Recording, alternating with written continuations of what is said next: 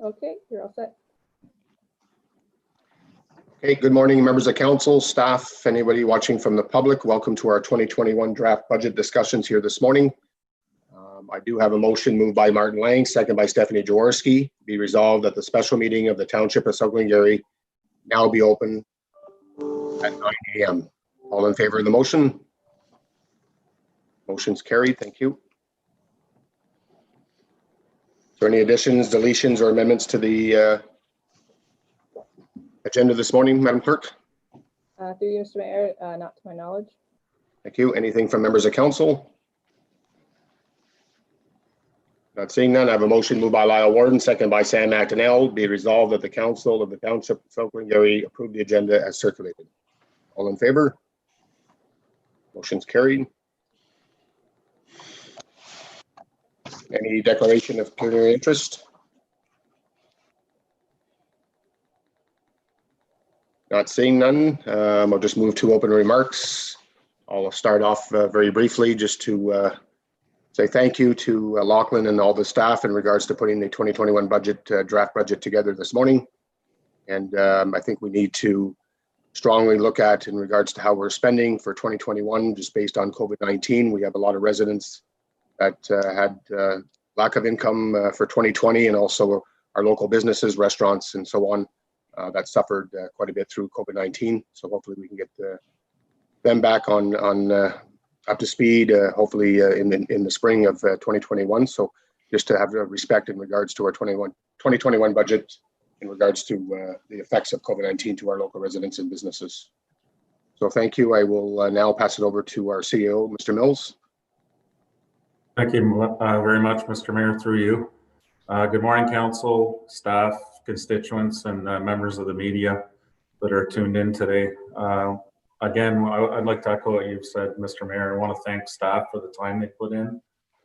Just a little background that each general manager with their staff put forward a draft to the treasurer. I met individually with them, and then we met together as a group to review things. I also want to echo what you've said about it's been a challenging year, but also a rewarding year working with staff to get to this point with the challenges of COVID. With the budget, you will see a lot of, I think, more needs than wants, and that was really the theme amongst staff. Yesterday, just to table this now, the Ontario budget was put forth for 2021. There may be a couple of things in there. We need to review that as well before our next budget meeting, I think, because there may be some things in there that will impact our budget for next year.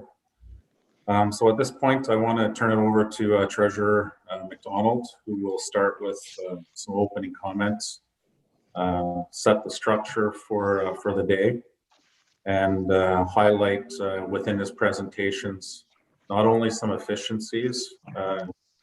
We feel it's a really good budget, but also that it's not going to, I don't want to steal your thunder here, Mr. McDonald, but we're fairly confident as staff that it is not going to impact anything related to service delivery.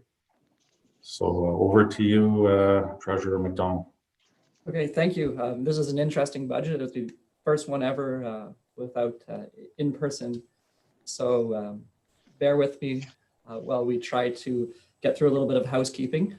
So for those of you who are watching online, we will be going through the overview of the budget, the macro environment, then we'll be going through fire services, infrastructure services, community services, recreation facilities, water and wastewater, then corporate services. These are the services we deliver to you.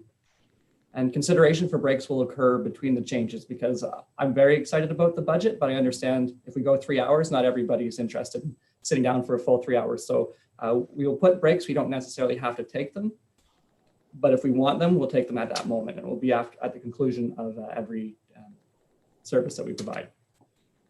Housekeeping items. So people who are watching online may not have access to the paper copies that counselors have. So I'd just like to show you where to get those if you're watching online and interested in following along. So if you go to our website, which is southglengarry.com, go to municipal services, council agendas and meetings. Click on that, scroll down. You go down to agenda for November 6th, 2020 special meeting. You open that up, and depending on the speed of your internet, it should be there in a pretty quick jiffy, 170 pages. So you can get the presentation there as well as the background information. I'll switch back to the presentation screen. Just one moment, please. So here we are. I'll bring back on my side my presentation screen. Also, if you could please turn off your cell phones, turn them off there if possible. And if you have any questions, council or citizens, the contact numbers are on page 4 of this presentation. So let's get into the township as a whole. So our vision statement or vision is a historically unique and proud community committed to an innovative future. Our mission statement is the Corporation of the Township of South Glengarry is committed to excellence in the efficient delivery of municipal services in a fiscally responsible manner that maximizes the quality of life of our community and residents. Naturally, from the Treasury side, I'll focus on that fiscally responsibility. This year is a year where the budget presented to you, and we'll get talking to that a little bit more detail in a moment. I think it pays great respect to that and great respect to our current situation and environment. Here are our strategic goals: enhance economic growth and prosperity, invest in infrastructure and its sustainability, strengthen the effectiveness and efficiency of our organization, improve quality of life in our community, and improve internal and external communications. In a year like this, sometimes maybe improve might turn to maintain, but that's a matter of just wording. It has been a year of change, and this is just quickly as council wishes to consider change, if not this year, next year, or in the future, that change management can be difficult. I think we have vision, we have skills, the incentives are there. Most people, all people at the township are interested at the same thing. Their job, no, just kidding. They're interested in serving the public. We wouldn't be here otherwise. Resources, that's on the human resource side and on the financial side, and then having an action plan. If we don't have any one of those, if you look to the right side of the screen, you'll see the outcomes. So we have been good at putting these together, and you're getting more reporting through our regular council agendas.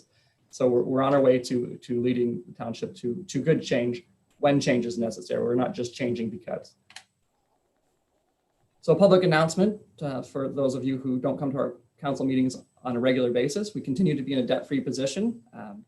Our auditor, Ian Murphy, came from MMP just this past Monday, and stated the only debt we have is tile drainage loan, which is an in and out. So that's just a little caveat to debt-free, but for all intents and purposes, we owe nothing and we have strong reserve positions. Some of those reserves will be taxed in this upcoming 2021 budget, and that is on purpose. We save to spend, so this is us spending some of those savings, and we are so far in a strong fiscal position in 2020.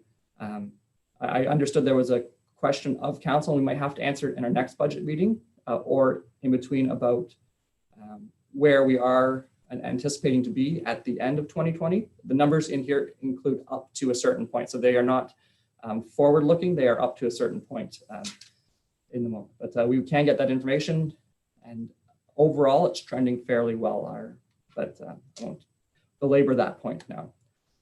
So it'd be remiss of me not to kind of include the Canadian economy in a year like this. So other employees that are not considered low-wage employees have recovered from the crisis, but low-wage employees are still facing fiscal difficulties. So we have to be very mindful of them. And a lot of that is in the accommodation, foods, arts and entertainment, and the recreation sector. This one right here. So there hasn't been a recovery in that that sector to date. So this budget was mindful to everybody in that regard. The Canadian economy, and this is good on our cost side. So inflation is typically looked at about 2%. That's the target of the Bank of Canada, and we are trending lower than that. And as of recently, I believe they said they're keeping the interest rate at 0% for until 2023. So Likely inflationary pressures won't be high. This includes management salary increases too, because we generally do CPI there. So this holds salaries down somewhat too, compared to past years. I was watching the news yesterday, and the budget, and this is, so there are some slides that were added, and this is one of them. So budget day, the province is facing the largest deficit in history. Just something to comment on, I imagine, based on somewhat recent conversations and in particular our Ontario Municipal Partnership funding, which will be highlighted when we talk about corporate. I can't say it's at risk, but if I was the Ontario government, why am I going into debt to keep municipalities out of debt? And I think we've heard that before. So I'll focus on that strategic goal number 3, invest in infrastructure and sustainability. That will kind of come through in my presentation. So the budget presented to you today stands at $9.1 million. This is below the 2020 budget level. It is also below the 2021 budget level too, or sorry, 2019 budget level. This hasn't happened since amalgamation. I think year 2000 or 1999, the budget went down before growing. So this is a hefty step. Some of this, and I'll tell you how we got to this number. So we're at 9.1 million now. The budget went out, as Mr. Mills mentioned, to all GMs and directors, and it got returned. And then it came to me. So it was a change of process, and obviously I enjoyed that change of process. I was more involved in the budget this year compared to past years. And it was just a change from being less of a compiler and getting a little bit more into the weeds. So I looked at 5-year history for most every line we have, and it doesn't happen often, but in cases where, say in 2017, we had a $5,000 expense for legal, and we carried that expense forward in every budget, but we had never used it. We're trying to get away from that model. So if everybody pulls away those little, contingencies, and we say we put a little bit more in corporate services and we take a little bit away from every other department, we end up with some decent savings that way. So this is where we're starting at 9.1 million. I think there's room to invest in some infrastructure while still maintaining a tax decrease. I know council had at one point mentioned trying to get to 0%. I think we can do better than that with the budget as presented, even on building on it. But I would like to take a moment here and ask council's opinion. Where are you thinking, what would be your desired goal for this budget? Is it 0%? After seeing this, is it less than 0%? Typically we go up 2 to 3%, but I don't think that's the case in this year. So I'll just mute myself for a quick moment and let council have a little discussion on that. Okay, thank you. So I will open it to members of council in regards to what they or where they want to see their the budget number to come in at. So whoever wants to start. Councillor McDonnell.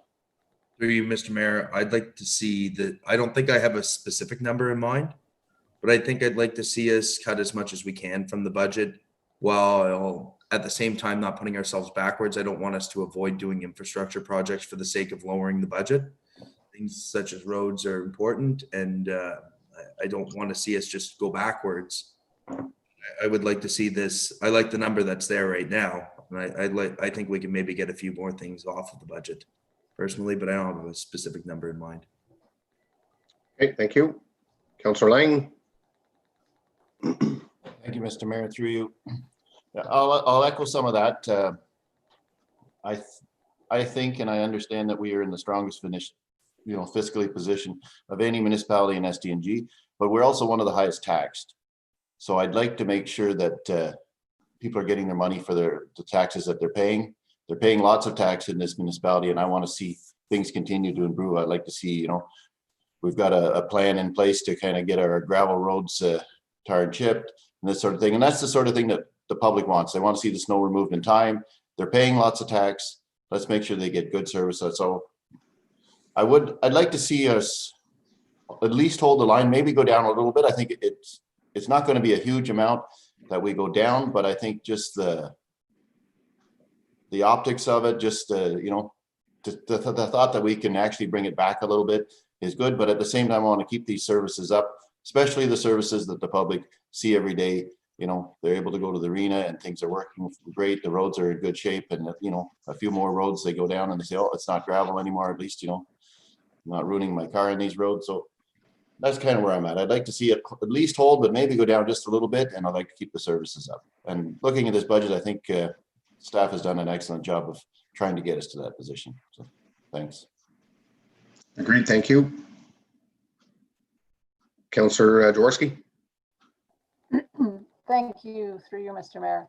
I really like how Councillor Lang put it. I think, you know, in terms of we want to maintain the services, the residents, you know, there's certain things that are very important to them. I liked when Mr. McDonald mentioned this is a budget more about needs versus a budget about wants. I think that's very much a good attitude to take about what are the things we need to do to maintain the services that people expect. And I think with the pandemic, with all the financial pressures that our residents are facing, I think we should also look at this as a year to plan out very well what we're doing for the future. I think there's a lot we can do better in terms of asset, or improve upon in terms of asset management planning, road work planning for the future, so that we have a really clear picture of where we're going, you know, 5 years, 10 years out. So I'd like to look at this also as the year of planning, you know, to make sure that we've got that plan really well in place, so that when things do recover, you know, that we're able to nail those things in the right priorities. Okay, thank you. Deputy Mayor Warden. I don't think I can sum it up better than the previous three. I like Councillor Jaworski's thoughts on asset management. I think that we need to take the time this year to really hone in on, especially in our fleet. I think we're doing a really good job in our fire department for asset management, and I think we really need to hone in on our fleet and all of our assets, and like she said, moving forward. And I also agree in regards to what Councillor Lang said in regards to, you know, cutting as much as we can without cutting the core services that our residents need and have come to expect. And I will say, since you know, being on council, there's been a lot of road improvements, and I'm proud of that, and I want to continue that moving forward, even though this year is a tough year for so many. I want to make sure that we continue to invest in our roads. Thank you. Okay, thank you. I do echo the words from the rest of the members of council. I do agree in regards to our levels of service over the number of years that I've been on council. That was the major concern from all councils, is the level of service. We certainly do not want to go down in levels of service. I have no issue in regards to a decrease in taxes. I just want to make sure we're maintaining at least the level of services that we do have, but I don't want to go behind in regards to our infrastructure either. So I'm kind of a mixed feelings at this point. I don't mind a zero and I don't mind a decrease, but we'll see how the budget process goes throughout the day, and then we can go from there at that point. So back to you, Mr. McDonald, if you would. Okay, thank you. So just to make sure I don't misunderstand that, when you're speaking of going zero, I believe Councillor Manel was referring to perhaps trimming this number, whereas other councillors said as long as we come below this number, and where we fall, that will be continued through the discussions. Does that sound right, Mr. Mayor? Yeah, I believe that's fair at this point. Yeah. Okay, great. Well, then I think through the course of this budget, you'll be pleased to know that we can still certainly come under 9.5 million, discussions pending. And we can also find ways to invest a little bit more in infrastructure, even above and beyond this budget. And I will show you those throughout. So I'm glad, as an infrastructure gentleman, kind of raised in that environment, I do appreciate council's want to keep our levels of service the same. So I think we can actually decrease taxes while at the same time maintaining levels of service, which is a nice spot to find ourselves. And that's kind of envious. Thank you. So this would be, based on the current budget, the 2021 tax distribution by service. If you look at the roads department over here, one question was asked, why does it go down and up? In 2020, we took a lot of money out of gas tax reserve because we hadn't spent it the year before. And in addition to that, we received a $400,000 top up. So if you add $400,000 to this number, it's more in line with the trend. So this is not as, it looks dire, but it's actually right on point. Recreation facilities, We're taking out basically $300,000 that we're not transferring to the reserve this year for the slab. Again, then if that number in 2020, which is gray, it would be normalized at 1.5 million. So a little bit of a decrease. Fire services, most of that is that our reserves are in a good position there, and I will hammer on reserves as I usually do, is good reserves allow us to, in any given year, do a lot of work. So everything's being paid for out of reserves on the fire capital, which is the perfect spot to be. It means we're saving the right amount. So when needs come due, we have the money for it. Because I remember Councillor Lang last year mentioning that if we have the money to spend it for that topic, we should be spending it. So we do. And this is proof of that working. Garbage and recycling, slightly up. General government, down. I believe last year we held a placeholder in salaries, as well as we did the roof. So that's coming out this year. Economic development, pretty steady. I will make a note that in this budget, and we'll talk about it more in detail for conversation afterwards, the CIP, we moved it from 60,000 to 30,000 based on the historical uptake of it. And additionally, this would be a good year to, instead of help people spend, help people save. So I think that will be a subject of conversation later, and we will get to that. But 30,000 is typically where we have spent, and we can put 30,000 back in at the will of council afterwards. The building department, pretty steady. Others, that involves drainage, streetlights, I believe bylaw is in there. So again, fairly steady. Planning, again, low in 2020 because of a large transfer to reserves for the LiDAR project. So that's kind of a normalization. And again, in 2019, this 168,000. It was higher because we were really in the LiDAR, a lot of consulting fees at that time. And then Raisin Region Conservation, we don't have their number. I did contact them to ask if they could consider maintaining their budget, because as we are doing a fine job on our side, I think there might be something there. So if I can ask the mayor and then Councillor Lang to petition there. So I have reached out. Okay, I see Sam would like a question. Just a question for you, Mr. McDonald, through you, Mr. Mayor. Did we not make a reserve transfer to the Raisin Region Conservation Authority for capital projects already this year? Is that out of this budget, or is that out of this past year's budget? Okay, great question. That is, I'm sorry, I should have said Councillor McDonnell. I called you Sam. Sorry for the somewhat informal mention. We did give them money. It was an addition. We had money saved in a reserve, and they had requested it, so it came out of reserve in 2020. That wouldn't be reflected here because it doesn't come out of taxation. So this is just your tax requirement. Okay, perfect. Thank you. Lachlan, if I can, normally when there's any surplus from the Charlottenburg Park, we always normally gave that back to the Conservation Authority to put back into the park. So it doesn't affect taxes again, but it's just something that's in and out. So I don't know if that was maybe what. Can I ask just a quick question in regards to garbage and recycling? Yes. Earlier this year, we were just about doubled or tripled in regards to our recycling costs. Was that number in the 2020 budget? Because if not, then it would definitely change in the 2021 budget. But does it reflect in the 2020 numbers? I don't remember that. Yeah, yes, it is. It was there. We did put it in. It was the second budget meeting. We did have that information. Okay. Interestingly, we didn't anticipate getting revenue back from Cornwall, so we're actually getting some money back, which is nice to see that they're where they are making money, they're costing it. So it's that agreement, as much as it was, I mean, China put up that I think it was the plastic curtain they called it, or the plastic wall. So it's nice that it's working out not so unfavorably, and Cornwall's being very fair with us there. Okay, thank you. I just haven't looked at the 2020 budget recently, so I just couldn't remember if it was in there or not, but thank you. No. Okay, and that is a point of topic that I do have to address is a 2020 review. So this is a 2021 budget, so we'll focus on that here, but I believe Councillor Jaworski has an outstanding request of me there too. So I have to do a thorough review of 2020 and get that to council in the near immediate future. We don't have this for 2021, but this just gives you an idea of where your taxes go in 2020. We may be able to decrease this number here.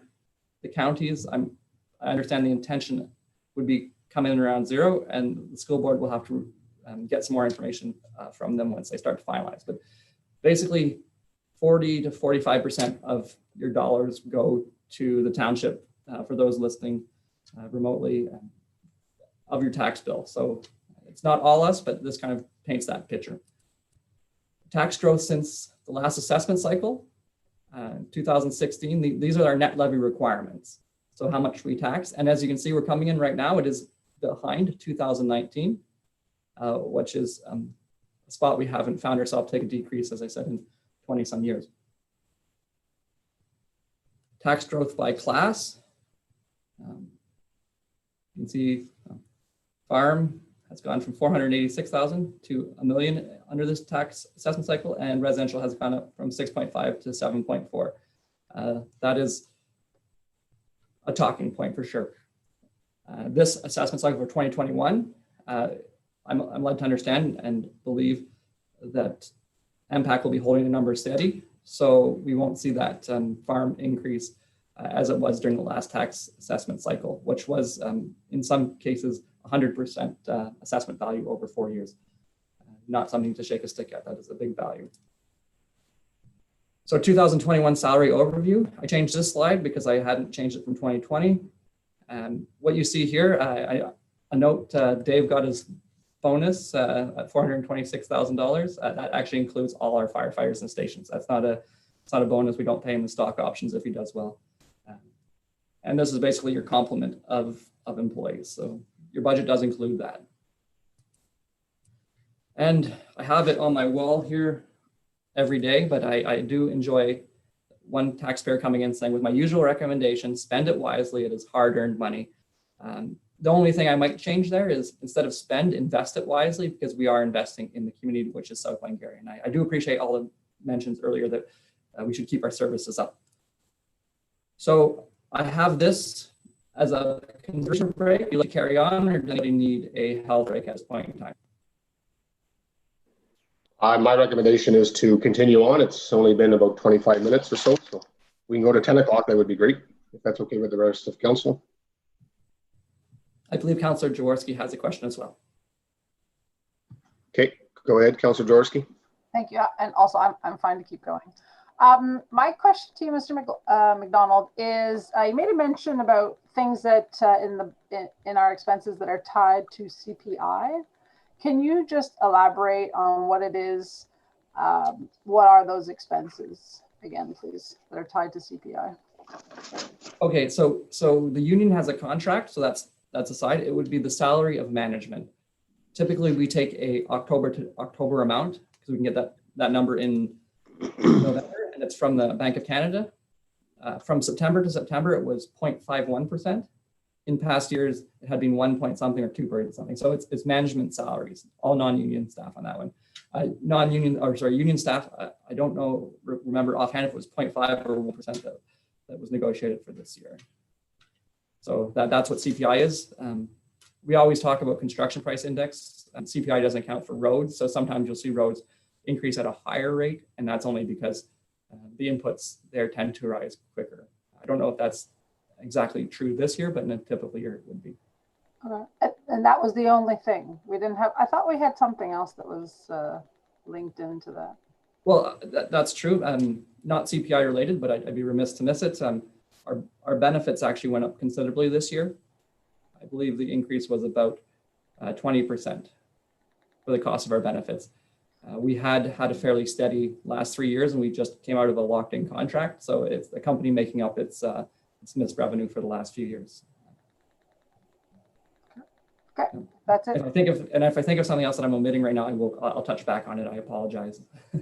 No, I didn't warn you for the question. Thank you. All right, thank you. So we're not taking a break right now. We will move on to fire services. That's Fire Chief Dave Robertson. Mr. Robertson, if I may, I'll bring you in at the end in case I miss something to highlight. This is, and I'll say it for everybody, it's not a moment to do the sales pitch for more, but if I might be lacking something, feel free to put it in, and any comments I missed, please add them. So fire services items to note. This year, we have the money saved and set aside to do fire, which is the Williamstown hall, moving from where it is currently to the Rhodes Garage. Tanker for station number 3. It may be housed for a moment in Glen Walter. Gear machine, washing machine. I think I have a note a little bit later that has a 6-year payoff. However, it might be more than that. Reserves will be still healthy after all these expenses, and levels of service are remaining the same. And I believe if I go to this slide, the tax requirement is decreasing. So over here, you'll see that's the budget requirement. This is where we are presently. I believe it was October 16th I took these numbers, so maybe not perfectly up to date, but just half a month behind. I don't believe there's an anticipation to go over budget on anything. If there is, there are reserve transfers. I know the pumper tanker was a little bit more expensive this year than we had thought, but this is a good trend. And again, some of it is lowered based on less capital projects, and some of that taxation requirement is decreased also because we're funding everything from reserves. So another good example of how reserves are, proper reserves make budgets a little bit more flat. I highlighted this earlier on. It's on page 2. That's the estimate is $600,000. The best location, we have an existing property. We're tender ready. We will look into investigating shared water storage with the Sir John Johnson Manor House, which is just beside. And the funds are in the fire reserve. Spoke about this. It is a 24-year-old tanker. Again, it might have to be housed in Glen Walter for the short term due to size. The Williamstown Fire Hall is, as everybody knows, we've talked about it, a little short on the top. And it does meet the response and staffing needs. So funds will be coming out of the fire reserve for that particular one. And Fire Chief Robertson did mention a good point is we do appreciate that funds from the reserves are monies and we are spending them. Fortunately, we have a good savings plan in place for such acquisitions and replacements. So this would be the only new thing really that is an increase in level of service. If you'll call it that, it's a small amount, but it's something that we don't have now, looking to be added, and then it would become part of the fire services. You'll note here, third-party cleaning in 2019, and that was the number I used to say a 6-year payoff. So we'll spend $15,000, and that times 6 would be $15,000. If we use this number, it will pay itself off in a little over 3 years. So Fire Chief might want to speak a little bit more to that at the end, but that's the only additional request. So again, levels of service are remaining. The ambulance bay on the revenue side maintains. Fees and user charges anticipated to go down. Transfers from reserves were increasing. So our revenues are increasing mostly due to the transfer to the reserve to cover all of our capital projects. Fire expenses all going down. Again, last year we had, I believe, the tower project, which was going to be half funded. So that was about 200,000. That kind of came out from here. This is a bigger number, the budget of 2020. We're anticipating less cost for staffing of the stations, and that is based on the history as well as COVID-19. I believe at the start of this, just anecdotally, Fire Chief Robertson said to me, pre-COVID, if you broke your ankle on your farm, you'd probably call the ambulance or somebody to get you. Post-COVID, you might say, well, maybe I'll get a friend to take me in. So there's a little bit of that, maybe a few less calls out for this, or maybe I'm just talking for the sake of talking. But as you can see, expense totals are decreasing. If you isolate the fleet by itself, we are decreasing our budget right here. Still a work in progress. And in fact, that model of not saving a contingency for every vehicle has helped save us money. And we increased the transfer to reserve for $5,000 to $5,000, up $5,000, sorry, from 400,000 to 405 based on some of the savings, because there's no point in saving for a disaster, a little bit of a disaster in every vehicle. If you can just set a little bit aside for all of them, you get rid of small contingencies, you save a lot of money, and then you move a little bit more to reserve. So if we have a disaster in one of our fleet, it would come from reserve in year. So this is an example of the change of budgeting style, how it affects us positively. Here's your fleet on whole. Most of them are going down a little bit. The pickup will be going up just a slight bit. We now own the pickup. I think we owned it as of last year. Fire ponds, we haven't spent money. Oh, I guess we spent $2,000 because there's offset of $4,000 in revenue for this, but it does warrant a bigger discussion than this particular budget. If we don't spend the money in 2020, we will do that reserve transfer to fire to come out and offset next year. So that's something we'll look forward to doing if the opportunity presents itself. Fire ponds, those expenses, just maintaining. Again, levels of service are not changing. Revenue, also not changing. I'll stop now. Fire Chief Robertson, if you want to add anything, or if councilors have a question in particular about this budget. The big thing is we continue to invest in our infrastructure, and levels of service remain just the washer, but it's seems like a good financial decision on my account. I'll leave the floor. Thank you, Mr. McDonald. Yeah, thank you for that presentation. I think you explained most of the items very clearly. I think the one item that, just to build on what you had said in regards to the fire fleet, in the last number of years, we've tried to look at individual assets much more clearly. And in doing that, we were budgeting funds against those individual vehicles for possible maintenance. I think that's something we're going to try to pull back on now, in the fact that if we add to our tax needs an amount, just as an example, of $1,000 per unit for possible scenarios for maintenance, for breakdowns. I mean, we do have a large fleet, and large breakdowns do happen. But I think if we pull those all out and look at the possible repair costs and put that into its own separate item, and I mean, if we do have a pump go down or a transmission or something, that's easily justifiable to yourselves as council. I would bring that to you to advise throughout the year. And but I think we can save significant funds from taxation annually if we do take this direction. So I guess that's the only item I'll speak to specifically. I think everything else was explained very well. I'll open it to council for questions. Okay, thank you. Deputy Mayor Warden. Just a question in general.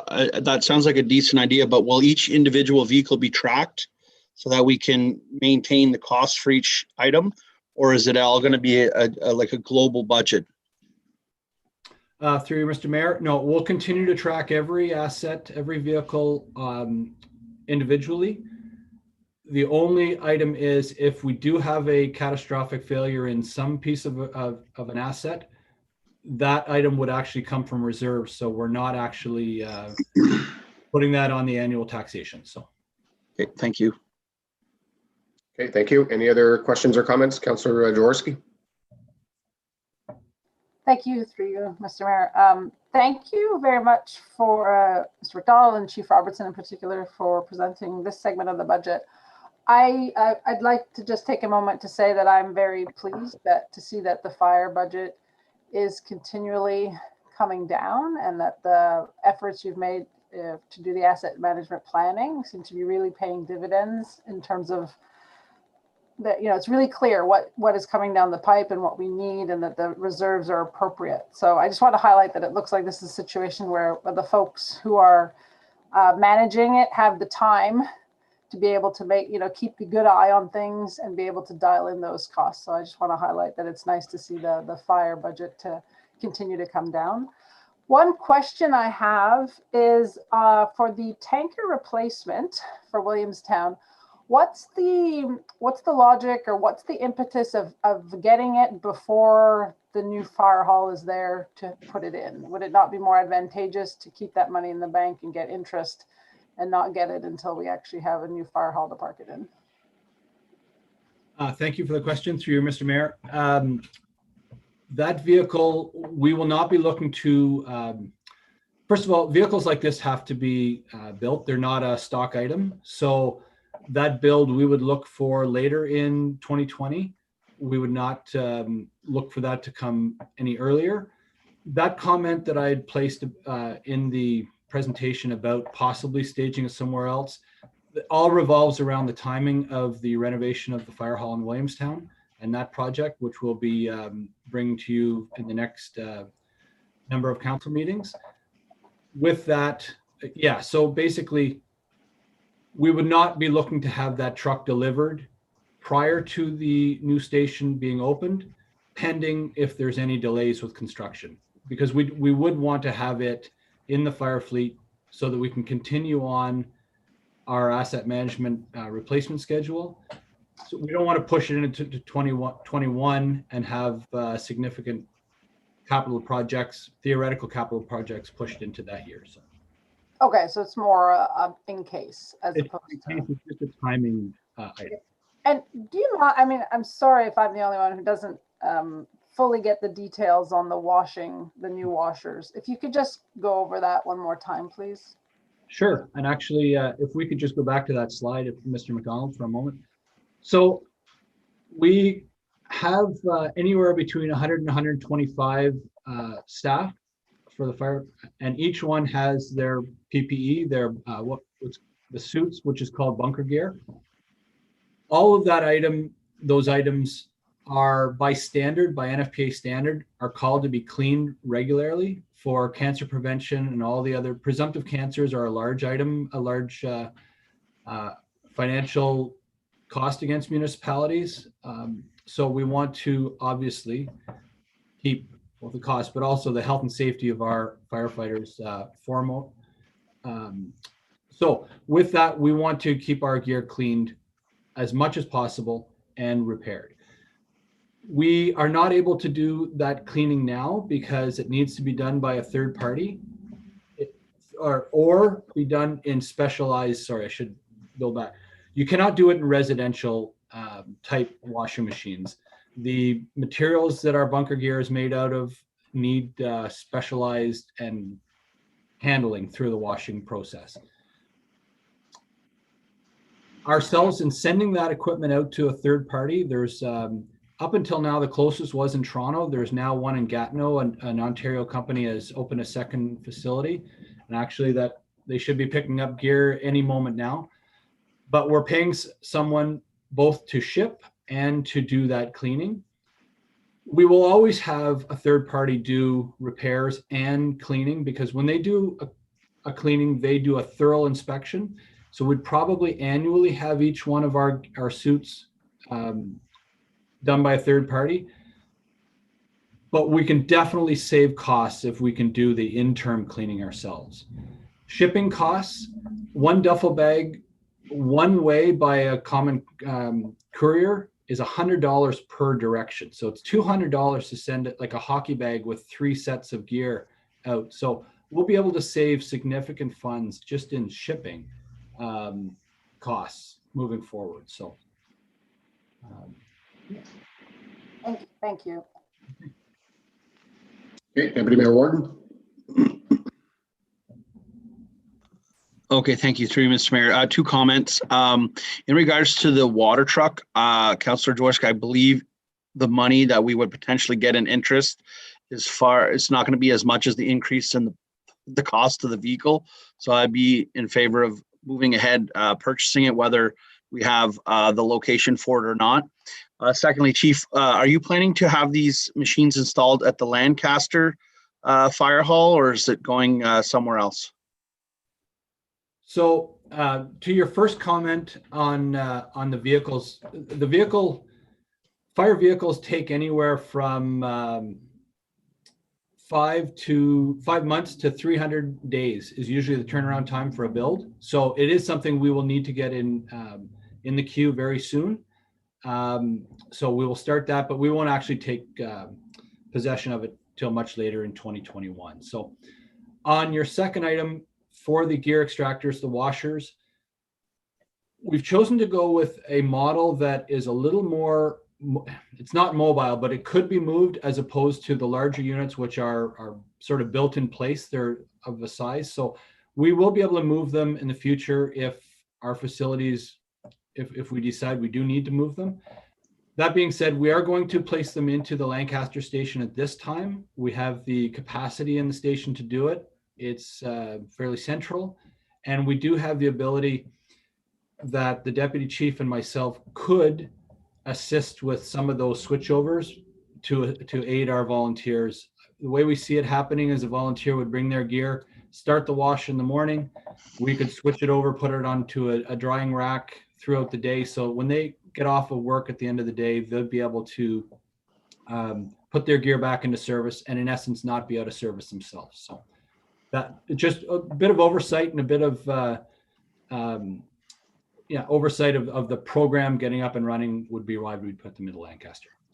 Okay, just a quick, my thoughts behind that, Chief, were that they'd be installed in one of our fire halls that has water and sewer. I was just thinking, like, North Lancaster probably doesn't have the septic capacity for it, and same with the other fire halls. So that was my thoughts. Thank you. An excellent point. Thank you. Just before I go to Councillor McDonnell, just on that same thing, you have 5,000 per unit times 2. Is that 2 washers or is it a washer and dryer? No, so through you, Mr. Mayor, we most often fire services don't get dryers. We air dry them on blower units, and we have a number of those now. We would be looking to, part of this package would be a dryer unit also, but they're fairly inexpensive. It is 2 separate units, identical units. These, you can only do 2 sets at a time, and you have to take the liners out. So just feasibility wise, 2 units at these considerably less, units are considerably less costly than larger units. So 2 individual but identical units would work best for us. Okay, thank you. Councillor McDonnell. Through you, Mr. Mayor. I think actually I think Chief Robertson answered my question. I was going to say what would be the cost difference between getting a larger unit where you could potentially wash multiple sets of bunker gear, just because judging by the size, it seemed a little bit small for, I know the size or for the bulkiness of those bunker gears, but would we be better off putting in 1 big one, or are we better with 2? I guess by the sounds of it, we're better with 2. Cost efficiency. Yeah. And, oh, sorry. Go ahead. go ahead, Mr. Robertson. I was going to move on, but no. Okay. Well, I'll just quickly answer that through you, Mr. Mayor. If we were to go with a larger unit, the cost wise for investment and operations would be exactly the same as getting 2 smaller ones. The issue is then we have to wait for our volunteers to schedule themselves to come in, multiple people at a time. And there's all those feasibly, it's much easier to have smaller units where an individual member can wash their gear and get that back into service. We're not being tied up with members. So. Okay, perfect. Thanks. Thank you, Mr. Robertson. And a subsequent was whenever we did do these numbers, and I mean, I might be nitpicking here, did we ever factor in what it's going to cost to run them on electricity or whatever else they're using? No, quite honestly, I didn't do a specific cost analysis for operations, but it wouldn't be significant. I figured I'd be picking the bone clean, but I didn't know if they're as efficient as a regular washing machine or what, but just a question. Quite honest, I think they would, as they're a commercial unit, I suspect they're more energy, they use more energy than standard residential unit, but I'm not sure what that amount would be. I don't think it would be significant. I'm sure it's minimal. Thank you. Okay, any other questions or comments either from Mr. McDonald or Chief Robertson in regards to the fire budget? Not seeing none. Thanks for your reports on the fire budget. We'll move to infrastructure. When I just smart line. Oh, sorry, Martin, I can't see you. That's why. My apologies. I can now. It's tough when we're sharing screens and you can only get 3 or 4 people on a screen. Yeah. So thank you, Mr. Mayor, through you. And more comments to Chief Robertson. Very happy to see him put this item in for the wash machines. I think it's going to make it a lot easier on our guys, and I think our guys will get their suits cleaned more often. They kind of dreaded taking the suits down and having them shipped away for a few days, and they had to get replacement suits to try to off the rack of the old stuff to try to get it fit for a few days in between. This is going to make things a lot simpler for them, and I think it will encourage them to wash them more often. So I think this is a great thing, and for a a minor budget amount, it's gonna add to our fire services quite a bit. As far as the truck, it's supposed to be going to Station 3. I think Station 3 has no problem if the truck does arrive and ends up in Station 1 for a little while, and it likely wouldn't be a bad idea for us to switch out the old one. The Station 3 tanker is a gas, and it's the standard. It's not comfortable for anybody to drive. I don't know, I haven't told Mr. Robertson yet, but the fan belt or the power steering belt squealing again yesterday. I suspect that there's something up with that, but I know they tightened it, so I suspect there's something up with that power steering pump. It just squealed for about the first 10 minutes till I got about St. Mary's the other day, and then it settled down. So there's going to be something there. So maybe sooner than later. And if we had to use Glenn Walter's truck, I believe it would fit in our haul. So we could do that switch, and I'd hate to spend too much money on that old tanker. That's my comments. Thank you very much. Okay, through you, Mr. Mayor, just to build on that, I think we are, the vehicle that Councillor Lang is speaking about is a 24-year-old unit. We're very open to analyzing our assets on an individual basis as far as the replacement. The insurance suggested timeline of 20 years. We're over that significantly for many of our vehicles. But if we look at our complete fleet and our responses and those types of things, I think we're doing quite well. With that, though, we do have to keep in mind that we're still around that 50% mark where our vehicle is over that 20 years. We're going to have the odds on catastrophic failure or significant replacement needs are more when we play our fleet to the age that it's at. I must thank this council and the previous council. We've done an excellent job with support of council to begin our fleet replacement schedule over the last number of years. And thank you for that. And we'll continue to plug away. Thank you. Okay, great. So we'll move on to infrastructure services. This was one of those moments where I thought, do we stop for a break now before getting heavy into infrastructure? And it's like,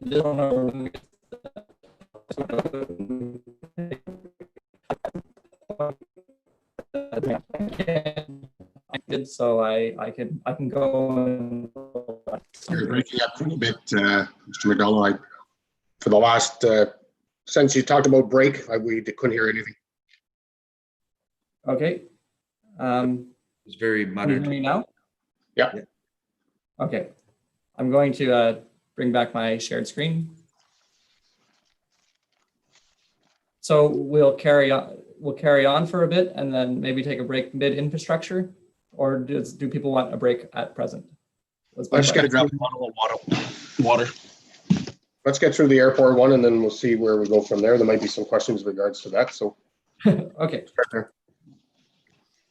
So infrastructure services, airport, kind of a steady as she goes budget.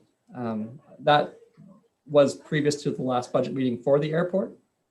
There will be decreased costs to the municipality in that we have transferred over land. So those taxations are now borne by the airport. Perhaps I can bring on Mr. McDonald because this one has been, there are some updates as of 2 days ago that you may wish to speak to, because otherwise it was a similar level of service before that. So Mr. McDonald. Yes, thank you, and through you, Mr. Mayor, welcome to everybody.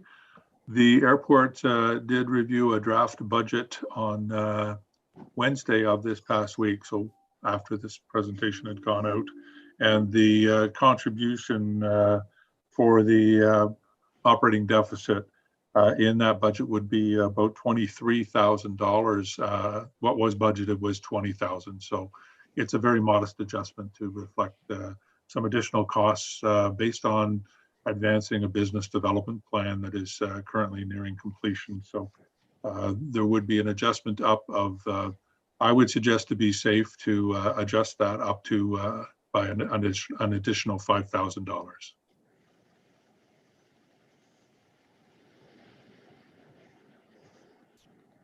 Okay, thank you. Oh, and Mr. Councillor Lang has a question. Yes, thank you, Mr. McDonald, and through our mayor. To the other Mr. McDonald, I guess, MacDonald. I can't remember when we talked about the budget, there was an additional income to the township because of the land transfer of taxes. And if I remember right, it more than offset what the increase in this budget was, is it not? Through you, Mr. Mayor, with the increased revenue on the airport, but also with some adjustments to the expense side and in the governance and operations of the airport, there was a net operating deficit that was increased. Thank you. And this will be reviewed a little bit more in terms of that taxation. That was an outstanding question as of yesterday for Mr. McDonald 2I. So we'll circle back to this for the second presentation as it was. And Councillor Mayor Prevost would like to. Just a quick comment in regards to the taxation requirement for 2021. I don't have an issue with those numbers, but I want council and staff to be fully aware after the development plan that comes forward. This council, along with the City of Cornwall Council, if they believe that strongly that this airport is going to move in the right direction in the future, that this budget is going to change dramatically over the next number of years to come to get to the airport where we believe that where the airport should be. Obviously, we'll be going after the airport levels of government at some point to try and get some funding from both the provincial and the federal governments, but I just want to make sure that council is aware that in the near future, in the years moving forward, that this number is going to change drastically. So just be prepared for that. So I'm not sure at this point if we should be talking about putting some dollars into some type of an airport reserve, because I think that's the only way we're ever going to get to where we want to be in the future in respect to the airport. So I don't know what council's thoughts in regards to that, but I think we need to start looking at reserves for the airport. Okay, no, that's a good point. And again, that would be investing in infrastructure, one of our core goals. I have that as a note to circle back at the end, because there are a few investments into our infrastructure through reserve transfers or increasing reserve transfers at the end of the entire budget. But that is good. As the information changes, we should adapt to it. And I like that thought about thinking about not just this year, but next year and the subsequent years. Yeah, thank you. Okay, so the airport is generally. Can I ask a quick question? Sorry. Of course. Sorry. Thank you. Through you, Mr. Mayor. I guess it's a question to the members of the airport committee. When I do read through your minutes, but I'm feeling a little bit out of the loop on when will we hear something, or how will we hear sort of the outcome of that business development project and what's being looked at for the future? When can we expect that, or how would we expect it? And we'll move that off to Mr. MacDonald. I know it's coming in a few weeks, but I'll ask Mr. MacDonald to answer that question. Yes, the Airport Commission has reviewed the draft business development plan in great detail and has provided some feedback and input on the business development plan as recently as October 21st. And we have advised the consultants of the direction from the commission to make specific revisions to the plan and prioritize the advancement of the infrastructure investments over a period of time, and that report would be finalized and completed by the end of November. The commission then will be reviewing the final business development plan in December and either adopting it and then moving forward with the funding partners on strategies to implement the business development plan over the next number of years. But certainly it is a sooner than later strategy and initiative. As Mayor Prevost has mentioned, this has been a long time coming, and the commission is very committed to advancing the business development plan and really starting in earnest to look at the expansion of the airport and achieving sustainable funding wherever possible, starting in 2021. so the report will be done by the end of November, but what's going to come back to our council? Is there going to be a presentation? Is there going to be, it's going to be info only in the agenda? How are we going to get updated on that? I would think the commission would like to present the business development plan to each of the respective funding partners, whether that be the commission members presenting it, which I would be quite confident they are capable of doing that, or whether we would bring in the consultant that completed the plan. But I would expect, and I can't speak for the commission in its entirety, but I would suspect that the commission would be looking at presenting that report to the respective councils in early 2021. Thank you. Yeah, so just to further that, if I can, Stephanie, the commission, once the final draft comes forward, the commission has to make decisions in regards to what our next steps are as a commission in respect of where we want to see the airport going over the next number of years. Obviously, it's going to be in different stages, I guess, or different levels in regards to what's done first. Is it the runway, or is it a new building for the airport air pilots or whatever to go into, or is it other buildings in regards to commercial buildings, that type of thing. So once we know that, I think, and then we have a 5 to 10 year plan or a 20-year plan, then we can certainly go back to both municipalities and do a presentation to them.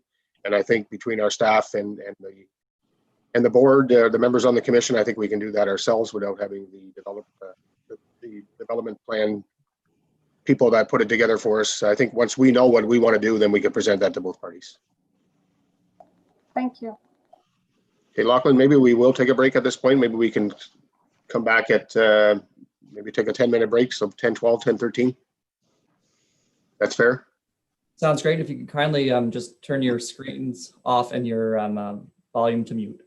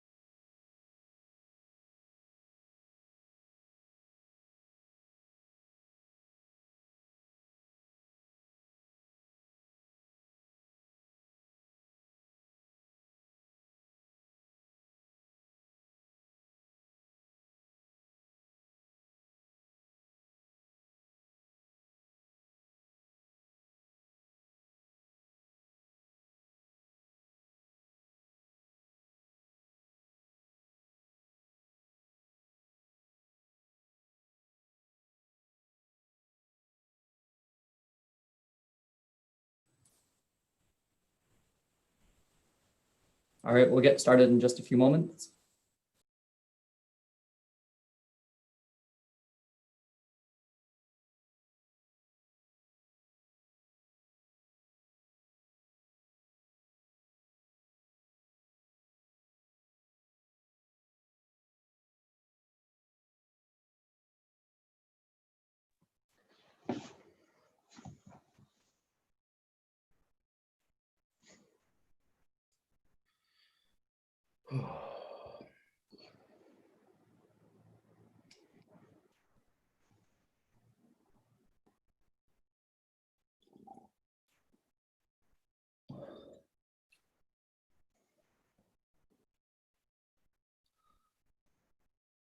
I considered moving outside. It's beautiful out.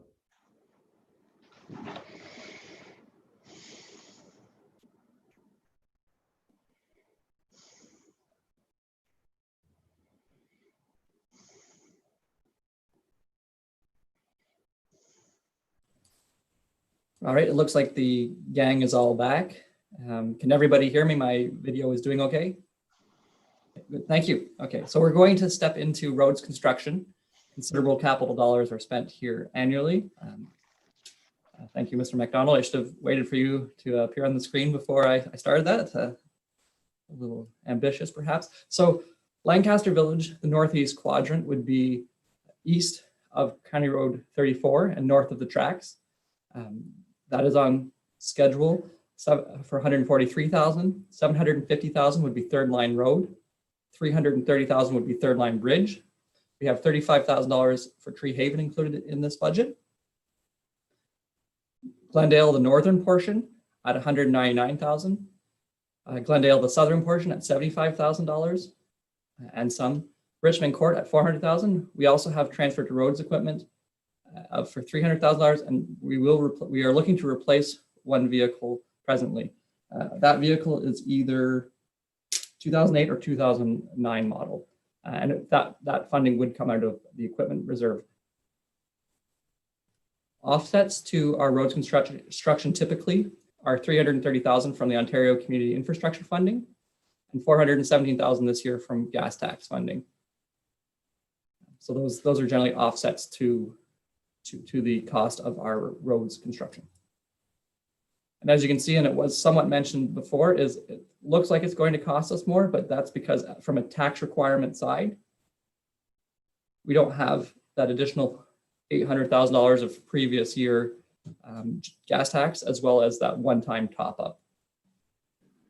Excuse me, Lachlan, we had a question from Deputy Mayor Warden. Thank you. I like that you raised your hand. Thank you. Through you, Mr. Mayor. I'm not sure if Mr. McDonald is on as well. I was speaking with the mayor earlier this morning. I would like to see us not hold off on the Glendale subdivision, as I think we're aware that Enbridge Gas has stated to us that it's, you know, in the next couple of years, it's right at the top of their projects. I'd hate to see us spend almost $300,000 and then they come in the following year and tear it up.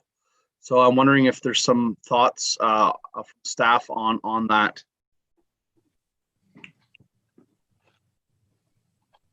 Mr. McDonald? Yes, certainly. I know that there has been some advocacy to gas service in that area. I was unaware that it was advancing to that level. So I think we would need to revisit the overlay in that area. And just while I have the floor, Mr. Mayor, there is just on the construction schedule, it's actually second line bridge, not third line bridge, that is being rehabilitated this year, just to avoid any confusion. So we can, Mr. McDonald and I can revisit our asset management plan, given the information on the Glendale subdivision and adjust accordingly. So thank you for that. I wasn't aware that it was. Yeah, and I don't think I'm speaking out of turn on that. I mean, Mr. Mayor, Councillor McDonnell, I mean, we've been approached by the gas companies and they've explained to us that Glendale is right at the top of their list of areas to expand. So I just thought that we should hold off. I agree. We have two more questions, one from Councillor McDonnell and another one from Councillor Lang. Councillor McDonnell. Through you, Mr. Mayor, just to echo what Deputy Mayor Warden said, I had that as well in my notes for the meeting. I wouldn't suggest taking it off of the budget. I would say we move forward and make a plan, keep it in the budget with anticipation that Enbridge project actually might happen this year, given some of the communications we've had through Enbridge. I'm not saying I take their word to the bank because we have been let down in the past, but there's an application out there, and we especially didn't even need an application because it was such a business case worthy project. So I wouldn't do it until we know for sure we're getting the Enbridge that year, but I would still put the dollars aside and make a plan to maybe do something else, another road, should we not get those dollars, or should we not get the project with Enbridge this year. The other question I guess a subsequent, if I'm able, or we can finish talking about the Glendale if it's easier. Since the Glendale is a hot topic, we'll just continue with that one for a moment. I'll come back to you in a moment. But just before I go to Councillor Lang, Mr. McDonald, between yourself and maybe the CEO, maybe we can approach Enbridge Gas to let them know that we were anticipating to reconstruct or resurface our roads in the Glendale, to see where they stand in regards if it's going to be a 2021 project for them, or if we need to move off those dollars to maybe 2022. But I'll leave that in your capable hands. And I know you had a comment. I don't know if you wanted to make that comment now, Mr. McDonald. Yeah, through you, Mr. Mayor, I believe that could maybe stir some impetus for Enbridge Gas, knowing that we do have it in our asset management plan to overlay. So I would agree with Councillor McDonnell that we could leave it in the budget for 2021. We do have a plan for asset management on roads resurfacing, and should we see, or should we become knowledgeable in mid-year that this project wasn't going to go ahead for 2021, we could revisit that asset management plan, move a priority up from 2022 perhaps into 2021, so that we can address our priority needs on roads resurfacing in a timely manner. Okay, thank you. Councillor Lang.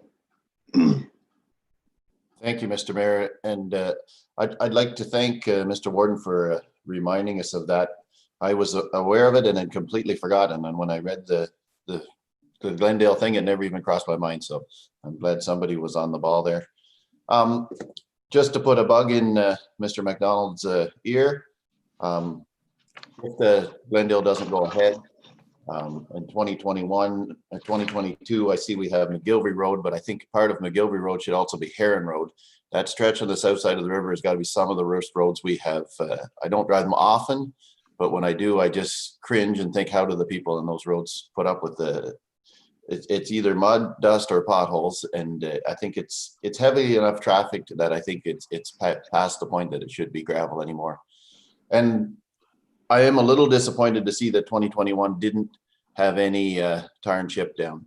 I know we have to keep our roads that are already hard surfaces up, and we need to redo them every once in a while, but we did have a plan to try to get tar and chip done in, if I remember right, it's about 10 years to get most of our roads done. And there are no tar and chip roads showing up in 2021. So if Glendale doesn't go ahead, my vote is to move McGilvery up, bring Heron up with it. I think you could do both of them for $500,000. And anyway, I'm just putting the bug in your ear, and that's my thoughts. Thanks. Thank you, Mr. McDonald, and then Deputy Mayor Warden, and Councillor Jaworski. Yeah, to the comments through you, Mr. Mayor, of Councillor Lang, given the resurfacing project, and particularly the cold in place recycling project on Third Line Road at $750,000, we're looking at an annual expenditure on roads resurfacing and have adjusted to try and fit where the priorities are. So when we looked at McGilvery and Heron in 2021, and I know in discussions with our road manager, Chris LeBlanc, that we have identified where we want to change some culverts there prior to the placement of the surface treatment, and I believe we would need to have that same oversight on Heron Road. But those are planned for our culvert and ditching programs in 2021, And if we were able to advance those projects forward based on the outcome of the Glendale, we could possibly have them ready for late summer. Okay, Deputy Mayor Warden. Yeah, through you, Mr. Mayor. I just wanted to say that I'd like to see, if possible, just, shelve Glendale 100% and make a decision on where we want to invest that money this year. And then we'll just kind of flip flop them, and let's hope that the gas does come through. And, with this great weather we're expecting, is it too late in the season to change culverts now? It's just a question. I mean, it would give them time to settle. And then if we were doing our surface treatment later, usually they've been done in August, that'd be enough time for the culverts to settle, get through the spring frost, and then you'd be ready to roll late summer. It's just a question. Mr. McDonald? We can certainly look into that. Given the timeframes for locates and coordinating, ordering the culverts that we need, we might be into December before we'd be able to start physically working on the road. But Mr. LeBlanc, I can certainly have that follow-up discussion. And if there's a potential of doing anything this fall, I do agree with Deputy Mayor Warden that if the culverts are in there and have an opportunity to go through a freeze-thaw cycle and a spring thaw cycle, it does provide us a better performance in the longer term. Okay, thank you. Councillor Jaworski. Thank you. Sorry, it took me a minute to unmute. A couple of questions / comments. Thank you very much through Mr. Mayor and Mr. McDonald. Sorry. It sort of started off with the comment about with the net, are we going to get natural gas in the Glendale subdivision? And I guess it's just so critical for all that kind of work that in all cases that we, make sure that if there's anything that we can synchronize with or ensure that we're not going to end up redoing, just to make sure that we have a process in place to make sure we have really strong communication with those, the gas, any other those kind of utility providers to make sure that we're doing this just once. So I don't know if there's anything that we can do in our process to make sure that we don't have any false starts, not just for Glendale, but for anything. My other concern is I'm just trying to line up, from the various reports received in the past about, what was the priorities of the work and the ones that are currently on the schedule. And it could just be that I'm having, I'm looking at the wrong version or whatnot, but like Tree Haven, I don't think I saw Tree Haven. And I mean, perhaps it very much needs to be done, but I didn't see it. And I think Richmond Court also, in terms of being done now, I didn't see it. So again, I'm not disputing that they may need very much to be done, but I'm just trying to, make sure that we're following a systematic approach on what needed to be done in terms of priority. I would like to echo, though, what Councillor Lang has mentioned about Heron Road. We do get a lot of complaints about Heron Road, and that volume of complaints is not always an indicator of where a road should be in priority, but certainly it is. Anytime I've driven it, it is terrible. And I know that some of the farms on that road as well have incurred significant extra costs for custom work because they get charged much more because the custom operators are coming in, have to go so much slower when they're providing services. So I think we really need to look hard at that one and where it should be moved. So I don't know if maybe this is for next discussion, but if we could just have a more clear list of where we're going for the roads, like for the next several years, just to make sure that it's very clear how it ties back to what's being presented today, I would really appreciate that. Mr. McDonald? Yeah, thank you. Through you, Mr. Mayor, we have updated the 5-year roads resurfacing program. I believe it's in your package today. And yes, Councillor Jaworski, there are roads that aren't in the 2016 State of the Infrastructure report where we had a 10-year capital plan. The consultant at that time did exclude all the kind of the hamlets and the more residential type roads. So Richmond Court being one, Tree Haven being another. You actually won't find the Glendale in the 10-year capital plan in the 2016 report. So Mr. LeBlanc and I have gone back and we've blended what was in the 2016 report with what we see as priorities, given the patrols that we had, given the conditions of the roadways. So we've updated the 5-year plan as to what you have in front of you today, with consideration for some of the roads that were excluded in the 2016 plan. Now, that all being said, we did have an RFP issued for an update to the roads needs study. That RFP closed yesterday, and I'm going to be reviewing the submissions and bringing a report to the November 16th council meeting. So the capital plans and the asset management plan isn't static. It's very fluid, and it can change based on priorities, based on, as we've talked already, about potential synchronization with other works, whether they be water, wastewater, utility companies, and so on. So these asset management plans are reviewed at the least annually, and we make adjustments based on changing priorities, shifting priorities, input from the public, input from council. So the 5-year plan that you have in front of you today is not identical to what you had last year, the year before, or even in 2016 with the State of Infrastructure report. So we continue to review those that asset management plan and try and capture where the priorities are with all of these factors taken into consideration. Sorry, just a supplemental. So just so I'm clear, when you say now the new plan that we have in front of us, that's the slide pages in the deck that were being presented today. Those, slides that list out what's being done 2023, 2022, 2021. That is our current plan. So if I want to refer back to this plan, it's to these slides. It's not another report or another document. That's correct. That's the current plan that we've developed based on the information and the resources we have. We've developed that plan for the next 5 years. You will have a renewed 10-year capital plan with the roads needs study that will be undertaken over the next few months. And that could change things again. But we have gone through with our knowledge of the road system. Mr. LeBlanc is very comfortable and understands where roads are giving us problems. Heron Road, for example, has been a road that we find is challenging, and part of that's likely due to poor drainage, and we need to address that.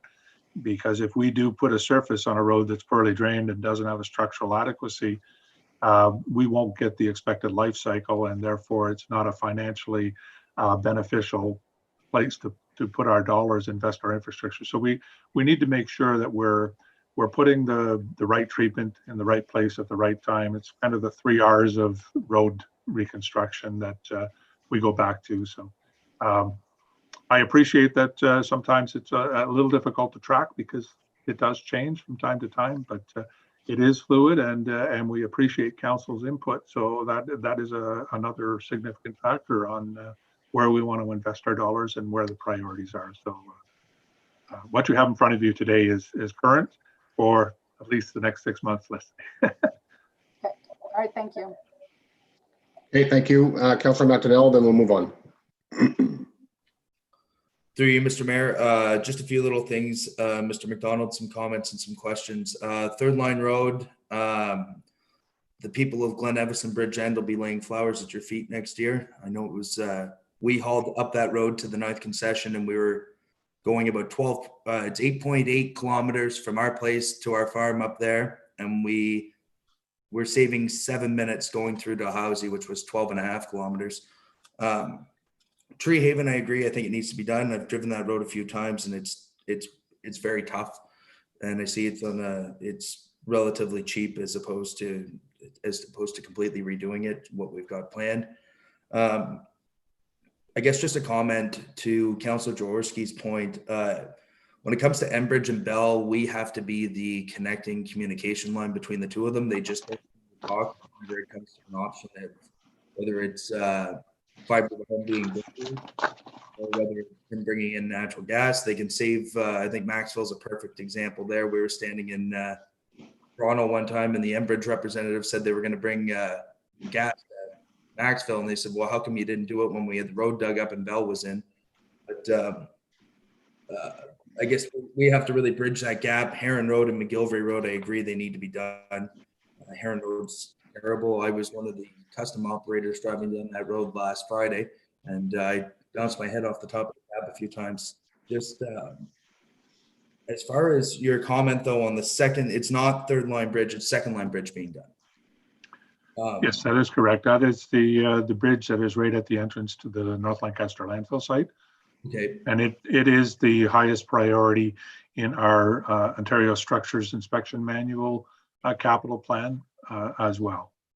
If I do remember correctly, we had second line bridge in a presentation from the engineers earlier this year. Am I not mistaken? Would it not fit as well? Because I know it's a concrete bridge and it looks like it's a pavement bridge because of all the coal patch in it. I don't know if third line bridge as opposed to the second line bridge. I know when we go up that way, it's also in very tough shape. I don't know where it fits in our infrastructure plan or in our bridges plan, but I don't know if you could speak to that. Just I was very excited to see the bridge and the road being done, but.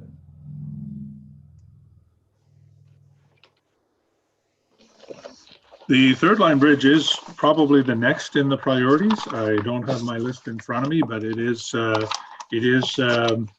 not as high a priority based on the evaluation by the engineers at this time, but it is likely in the next 2 to 3 years it would be done. Excellent. No, I was wondering if it was at least it was on the docket at some point next year. It most certainly is, yes. Thank you. Okay, thank you. We'll go back to you, Mr. McDonald, to carry on, if you would, please. Okay, thank you. I'm just going to bring back the shared screen. One moment, please. You should be seeing it now. So we were just talking about roads. As noted, we do have that plan. This is the offsets from gas tax. That's OSIF. Talked about that just before. This is a list of last year's. So obviously it's all negative because we're not doing the same roads again. This is a list we were just talking about and discussing. I mentioned it earlier, so I'm just going to be a little quick through these ones. A roads construction plan. This is our present slate of roads to do. We'll come back with discussions with Glendale. There's two options financially. One would be to cycle 2022 into 2021. Alternatively, we could hold 2021 funds. And if we do it in 2021, if Enbridge comes through, great. If not, we can transfer the reserves and do more in 2022. But that will be discussed further at next meeting. We were just talking about this plan. As you saw, McGilvery in 2022, it looks like council would like to put Heron in there. My father and me would say, keep your good roads good. And I do drive that road occasionally, and I can attest and agree with everybody. Small car also, you bounce your head on it. But I can't be seen, pecuniary interest. I'm from Williamstown. So this is just that schedule, 2023. 2024, and I do want to play a little video. I apologize to Deputy Mayor Warden. He saw this last year at the Asset Management Symposium, or the well, I talked about asset management. It was at the seminar with all counties and everybody presented. So this is a little video. I'll share my sound with you in just a quarter second. I'll move it over to yours. So this is about asset management planning. I'm just going to turn off my mic and just give me a thumbs up if you can hear it. It's 3 minutes, 28 seconds. Council, we take pride in our role of providing and maintaining local public services for our community. These works are mainly funded through the rates we collect from local residents and then go into providing the services and infrastructure the community needs. While originally councils looked after basic services like roads, footpaths and rubbish removal, the reality is that the scope of services has greatly expanded over the last century. These services now include maintaining or providing stormwater infrastructure, street lighting, community buildings, development control and assessment. There are also environmental services, health and community welfare services, sporting grounds, and associated amenities, as well as giving assistance to the people that provide these services. In fact, our council has over 239 different accountabilities to the community. Whilst the range and scope of services has dramatically increased, the rates that are used to fund these works have been pegged. This means that without state government approval, we cannot charge the community more to provide the additional services. In the interest of providing good government, the council has recently developed a 10-year plan for the community. What we have discovered through the process is that our current model is unsustainable. If we continue down this path, we won't have the money to function. What has become clear is that the expectation that council can provide ever-expanding and diverse services cannot be met. A lack of funds means that we will soon be unable to undertake new public works, such as new footpaths, playgrounds or sporting facilities. It also means that we will need to reduce the maintenance of existing infrastructure, like roads, drains and playground equipment. This will also impact our ability to provide services to keep the community clean, like lawn mowing, removing graffiti, rubbish removal and repairs. The reduction in maintenance will result in higher insurance costs, as well as greater damage to our community's infrastructure. All this means that if we continue down our current path, we will see a gradual decline in the prosperity of our community and our wonderful quality of life will be put at risk. At Ryde Council, our goal is to deliver services that provide a happy and healthy community. We strive to ensure that Ryde continues to be a great place to live, not only for us, but also for our children and our children's children. In order to ensure that we can continue to deliver for our community, there are some tough choices that we need to make. We need to decide what our core activities are and ensure that we are able to deliver them effectively. We need to address the shortfall in revenue and either greatly reduce the services we provide or increase rates in order to maintain services. We need to be clear on what is essential to provide for our community, as opposed to what would be nice to have. Most importantly, we need to look beyond the short term and invest for the long-term well-being of our community. These are not easy choices, but they are ones we need to make to ensure the ongoing prosperity of our community.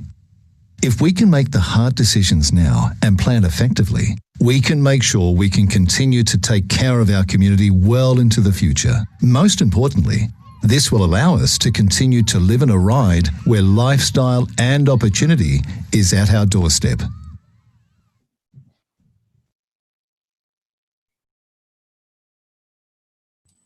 So just, thankfully it didn't autoplay. When I tested this at home, it autoplayed, and then the next guy in line is a fairly dry asset manager. So I'm glad for that. I'm just going to share screen again and go back to our regular presentation. Screen 2, I'm already there. So you're seeing the screen presently and the video. So I'm kind of being a little bit of the boogeyman there in that infrastructure is important.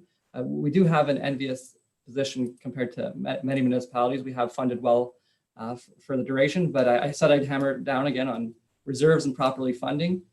Certainly, like the discussion previously for Heron Road, great, it will increase costs potentially, but that's the balance that council has to act in, and that's why you guys have the hard jobs and have to go for election every 4 years.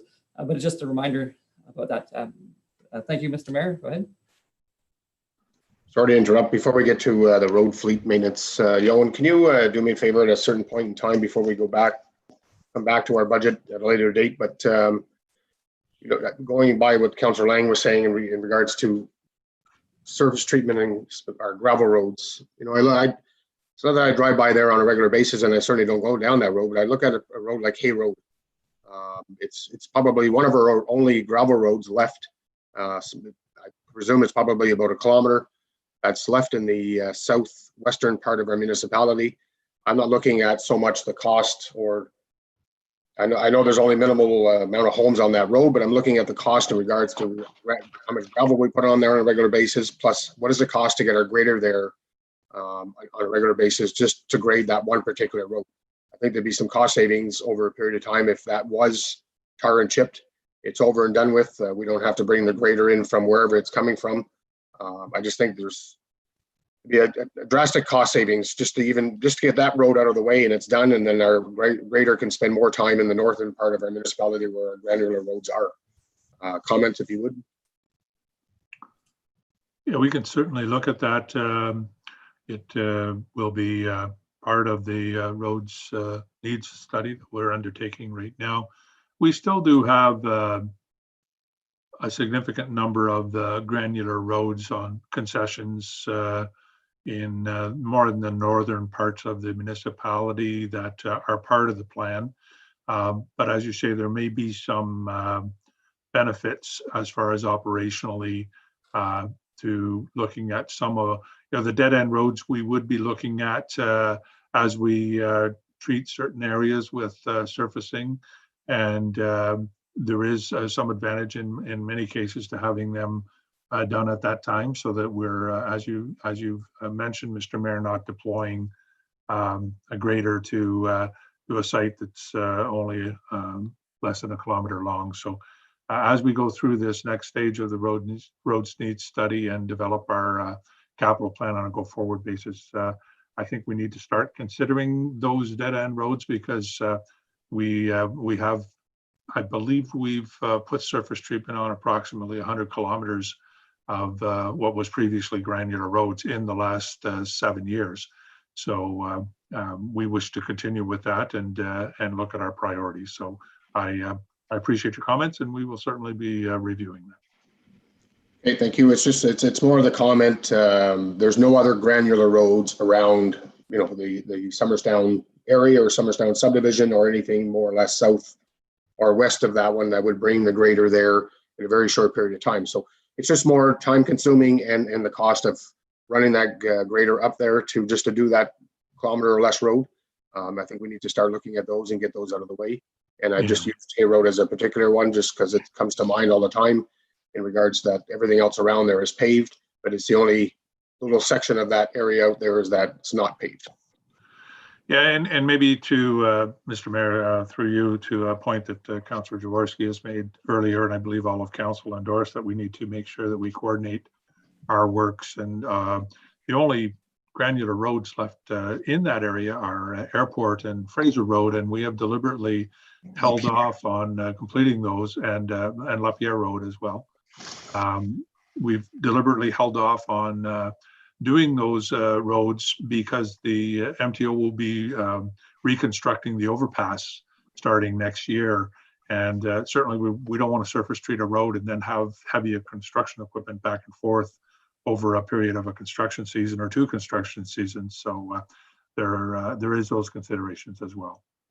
Yeah, no, I agree with that in regards to Fraser and Airport. I'm just looking at these smaller sections where it's costing us a fortune to get our grader up there to just do a kilometer or less. We can start getting those out of the way. I don't think it'd be a drastic cost to do surface treatment on something like that, and then we don't have to worry about the grader any longer or any other granular. I think would be the an asset at the end of the day. Okay, Mr. McDonald. Thank you, Mr. Mayor. So I went way too far back. My apologies. I will find the right slide. Here we go. Roads fleet, item of note. So we are looking to replace one of the pickups. This isn't a new vehicle. It would be offset by reserves. We have the money in reserves to do it and still have a healthy balance. And roads fleet is somewhat hard to discuss when it comes to tax requirement. So I like to show why that is, and then show the expense side, because the expense side is really where you get the true story. So in terms of actual dollars spent, operator 1, say, submits payroll to brushing. He's on unit 16 per this example, and he's been there for 4 hours. So that's an actual expense. The book expense, and these offset each other, is unit 16 gets costed to brushing. So if this unit 16 costs $50 an hour times 4 hours, we charge brushing $200. In order to offset that and balance on the revenue side, unit 16 gets a revenue to offset this brushing. So to get a true thought of fleet, I prefer to look at expense. And you can see that expenses are going down on our fleet side. I see Deputy Mayor Warden has his hand up. Yeah, I just, my package says that we're buying 2 trucks. Your last screen said 1. Is there something, was that changed? Sorry, that was a correction that I meant to point out. Yes, that was a, Roads typically had bought a rec fleet vehicle. So I had made that error in the first presentation, and then we followed up. So it is one truck for roads, and it's a replacement truck, not two. So this is up to date. I apologize for not pointing that out. I had a note to mention it. Okay, so we're to strike out the 98.45. Correct, yes. Thank you. Mr. McDonald, we have a comment or a question from Mr. McDonald. Yeah, just a comment on that. We have been, the fleet has been assigned to GL that was encompassing of all of the recreation facility fleet and roads. We've broken that out to better reflect where the deployment of the vehicles is going. And that's why the roads department is only replacing the one vehicle. It's a 2008 pickup, and it currently has 468,000 kilometers on it. So it's served us well. Really, other than an oversight in last year's budget, it was scheduled to be replaced last year. So we are moving forward with that for this. The other pickup truck, though, will be later on in the budget presentation. Okay, thank you, Deputy Mayor Warden. Yeah, through you. And those trucks will be tendered on the provincial program for the fleet purchases. I believe that way. I don't remember exactly what. There's a specific government bidding or something, Mr. McDonald, in regards to purchasing fleets, trucks and stuff. Yes, through you, Mr. Mayor. The municipality can take advantage of a provincial municipal subsidy for the purchase of pickup trucks. The pickup truck needs to be ordered prior to, I don't know the exact date, but it's in June of next year. And it would be our intention to move forward with this as soon as budget was approved, so we could ensure that we take advantage of that. It's a very significant subsidy based on what you would pay if you went to the lot and bought a new truck versus what we get on our tendering process. So probably in the neighborhood of $10,000 to $15,000 of. Okay, perfect. Thank you. Okay, thank you. And another comment or question from Councillor Jaworski. Thank you, through you, Mr. Mayor. And this is sort of, it applies, I think, not just to roads department, but to recreation as well. But I just would like to make sure that we're always being very critical when a pickup truck is required or when a smaller vehicle would do the trick.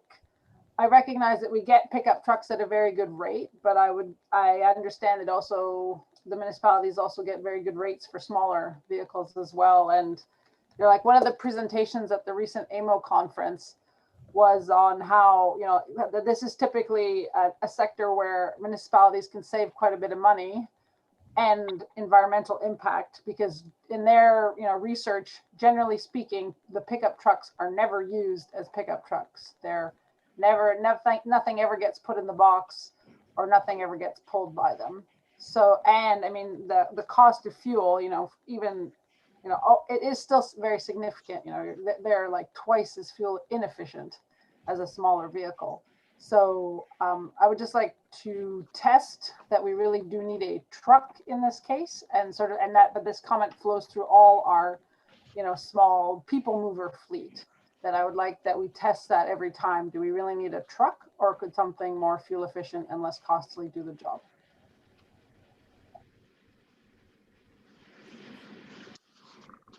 Okay, Mr. McDonald. Yeah, I fully support that we do need a pickup truck in this instance. The vehicle that's being replaced is assigned to the lead hand. It does have a full box of sign supplies, different tools that are required on patrols to conduct those works. So there is a cab on the back of the truck. I'm sure you've probably seen it around. Currently, that would be transferred to this vehicle. Smaller vehicles in a setting such as South Glengarry, particularly with some of the road situations we have with winds and drifting, and when these vehicles are out patrolling, the smaller vehicles without the 4x4, without the weight, they simply cannot perform to the level that we need them to. And I think that when we're spending $35,000 or $40,000 on a pickup truck and keeping it 10 years, I don't believe that we're looking at any type of financial misspending by any means. I believe that we certainly get the value of the trucks and the pickup trucks. Certainly in this case, every replacement is reviewed and consideration is made for what is the appropriate. In this case, the pickup truck, in my mind, is the only option that we would have. Okay, thank you. Councillor McDonnell. Through you, Mr. Mayor, just to comment on Councillor Jaworski's point, I really see this, I guess in this case, I understand where the need for a pickup truck is. I know it is the lead hand's truck and he is patrolling the roads, and I have driven a small car whenever the road is drifted over at 2 o'clock in the morning. It's not that fun. But I will agree with her that in a lot of instances, I think we can get away with smaller vehicles. I don't think this romantic view of a pickup truck needs to be paid for by us all the time. I know in the private sector where you don't need a pickup truck, you don't get it. So there's no sense going that way if we can get away with something smaller. But I think more what we're thinking is maybe a little further down the budget whenever we get into the water and wastewater. But at this point, I'm okay with this pickup truck being replaced. I have seen Mr. LeBlanc's pickup truck. Okay, thank you. Mr. Mills, CO. Through you, Mr. Mayor. So that being said about cars or smaller cars versus pickup trucks, I can assure you in the last year I spent a considerable amount of time talking to managers and staff as to want versus need, which was a theme at the start of this budget deliberation today. What I will say as the CEO is that if someone just needs a car, so for example, I'm often out in the municipality, I drive a car and we receive mileage. And if it makes more sense to pay mileage for an individual with their own car, which we definitely do within, for example, the building department. So in building, they are going out to sites. There are a considerable amount of inspections. They're going into construction sites and whatnot. We only have one pickup truck, and that's for bylaw, and at times it might be shared amongst 3 staff. So we have made a commitment to that. The other thing I just want to bring to the attention of council related to fleet, we have considerable reserves. So in talking to Treasurer McDonald, when we will get to this, I'm sure you'll have questions when we get to water, for example, because we have presently 3 leased vehicles.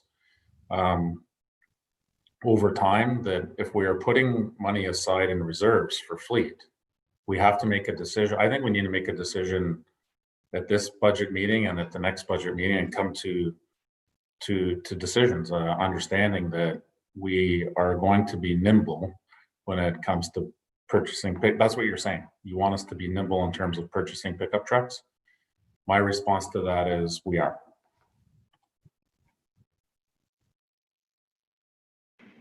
Okay, thank you. That's good to hear. With no further questions, we'll continue. Mr. McDonald, if you would. Thank you. So I had mentioned looking at the roads fleet expenses, the way how to get a true gauge of how things are going based on that offset internally. And you can see here our costs have gone down and our budget is low. That being said, 2020 is a little bit of a misnomer because winter is coming. And fleet services are heavily dependent on winter. So you'll see a large increase or the costs are heavier at the start of the year, at the end of the year, a little bit of an increase during our construction season, but it's our winter services that are, or winter cleaning, I should say, are the big costs. So if I go back one slide, this is a little bit of a misnomer because our heavy time is coming. I saw Mr. McDonald.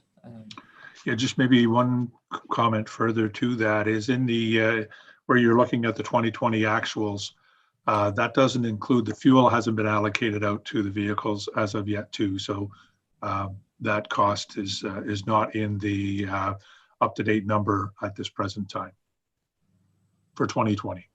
Yes, that's a good point to make as well. So road fleet revenues, this is very much an internal mechanism. I wanted to show it to keep consistent with the rest of the slides, but there's not much to this other than if it gets costed to a certain program, we get a revenue to the fleet. So these balance each other out. over the year. And again, winter's coming. So if we went to road maintenance, so this is a suite of programs, brushing, etc., that we plan to do. Items of note would be the roads garage. That's in the budget. We will be offset by the road structure reserve, which will be reduced as nil. And an additional thing, is that we do anticipate legal fee increase, so that you'll see that reflected in the budget as well. So the taxation requirement is pretty steady, so that's good. There will be some features that go up, some features that go down, but that's a nice steady program. Again, levels of service are not changing. Revenues are not changing. We get miscellaneous revenue. Some years it's better, as you can see, 19,000 than the previous year, but we are pretty consistently above 15. So we held that line, and then reserve transfer is remaining the same. This would be an overview of the roads maintenance items. Administration, buildings and yards, that's where the building is. Culverts maintenance, Filion drain work, we'll probably anticipate more culverts because of that project. Crack sealing and hardtop line painting are down. I'll just focus on a few. Hardtop shouldering will be down this year. Loose top dust control based on our roads, the kind of changing makeup of our roads that was discussed a little earlier, are also down. Overall, it's 4,800. This number will duplicate itself on the next slide because that's the sum of everything we're talking about. Miscellaneous is a little up. Patrol is down. Note, we did increase plowing and sanding, and that's because in 2018 it was 840. We had budget 820, so it's a little bit more indicative of a regular year. I think that's one of those things, like level of service isn't changing. We're just perhaps recognizing the cost of our great service. That's a little bit more reflective of the actual environment. I think Mr. MacDonald probably would like to talk about this a little bit, and I saw Deputy Mayor Warden's hand go up through you, Mr. Mayor. Okay, maybe we'll go to Deputy Mayor Warden, then to Mr. McDonald, if that's okay. Yeah, not a problem. Through you, Mr. Mayor. Mr. McDonald, is there any specific reason why the legal fees have increased to 30,000, or is there something we need to be made aware of, or is there something it's just a generic question? There is a outstanding litigation. I can't speak to it at this meeting, but there is an outstanding litigation that we've accommodated for in the budget. Okay, thank you. Mr. McDonald, I think you had your hand up also. Yeah, I just wanted to make one quick comment on the winter control plowing and sanding. Given that the nature of the winters is also changing, and this is reflective of climate change, there's two factors. Climate change is impacting on the number of freeze-thaw cycles and the types of storms that we get in the winter. We're getting many more wind storms, many more freezing rain events, and that in as well with our roads resurfacing program, when we're doing more surface treated roads, we're typically treating those roads with a higher level of salt as opposed to just stone dust that we do on the granular roads. So salt does cost more than stone dust, so there is an increased cost of materials based on the having the hardtop surfaces on the roads and ensuring that they're kept at center bearer conditions. So there is some associated ongoing additional cost with having a hardtop road as opposed to a granular road, especially in the wintertime.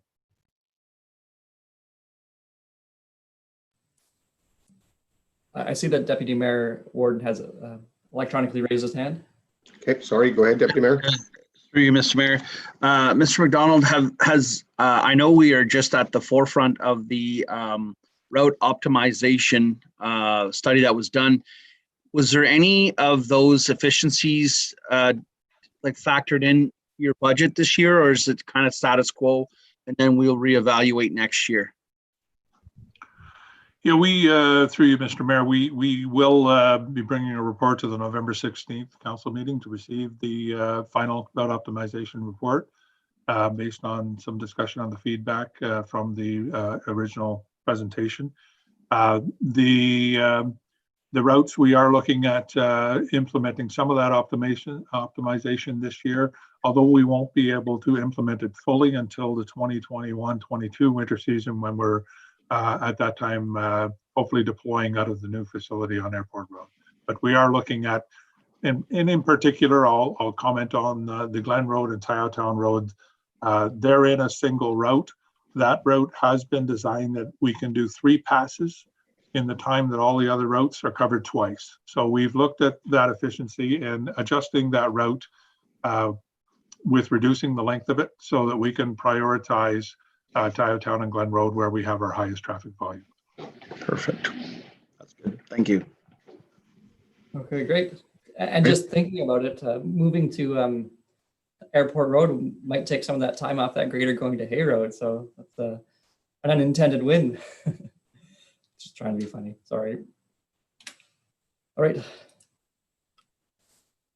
So garbage and recycling, not much has changed. We had a good conversation during Monday's meeting, and I'll come back to this. This might be a spot where with potential closure costs, we might want to up that reserve. We'll talk about that at the end. I have a little slide of a few that were identified, and that was in addition to the presentation that was provided to you, so it will be the end slide. Right now, we put 130,000 to reserves presently. Here is our revenues. So you can see here that $10,000 is additional for revenue coming in from the city of Cornwall. Otherwise unchanged. I don't see the mayor presently, so I don't know if we want to take a pause if his internet's. I'm just going to check something out if you don't mind for a quick moment here. I'm just going to check our participants. Make sure he's still here. Okay, no, he's still there. Excellent, so we'll carry on. On the expenses side, costs are increasing. Garbage collection, it had been 500 in the past, so now it's 500 this year. Small changes, and that is your 18,000. So 18,000 less the additional 10 is that $8,000 increase. Nothing spectacular to write home about for recycling. I'll take this moment to take a pause if people are interested in continuing, but also leaving the floor open to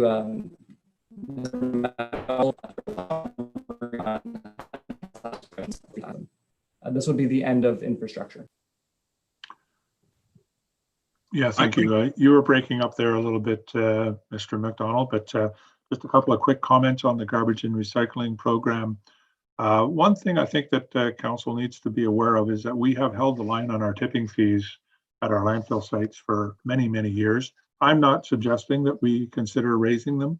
I believe they're fair, but just so the council is aware, I believe those tipping fees were set probably sometime in the neighborhood of 15 years ago and have not been adjusted since then.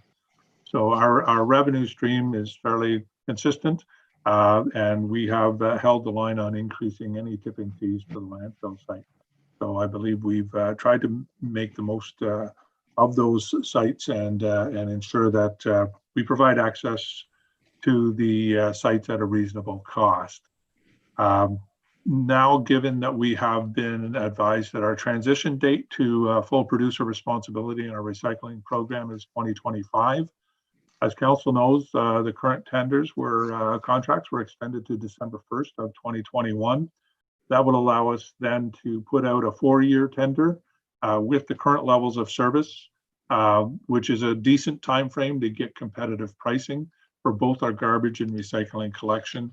And then we can work towards that transition in 2025, which would be implemented actually at the start of the year in 2026. So the timeframes work well for contracts. Council was very astute with the extension of the contract to wait for the regulations. And now that we know we have another 4 years of service at the current level before we look at any changes to the model. Mayor Prevo, I don't know if you can see Councillor Jaworski has an electronic hand up. No, I didn't see that, but go ahead, Councillor Jaworski. Thank you, Mr. McDonald. Thank you, through you, Mr. Mayor. So With regards to infrastructure, one, we changed how we do our maintenance in terms of having a third party do most of it for us. And I would like for the next budget meeting, I would like if we could have the top line report that sums up all the the lines, like whether parts, outside maintenance, fuel for the whole fleet, so that we can get an idea of how we're trending. And I would also appreciate some comments maybe at that time from Mr. McDonald on how the change that we made, how that's progressing, and if that's something that we need to consider modifying or not. The other point I'd like to make with regards to landfill is with our discussion on Monday night, although it was very specific to bag limits, I think we need to look at, there's the tipping fees to the landfills that are residential, and there's the commercial tipping fees. And I think we need to be, we need to look at those separately, but we need to look at both of those. And for me, that's part of the bag limit discussion. So I would like that to be included in there to how we compare, particularly on the commercial tipping fee side. Thank you.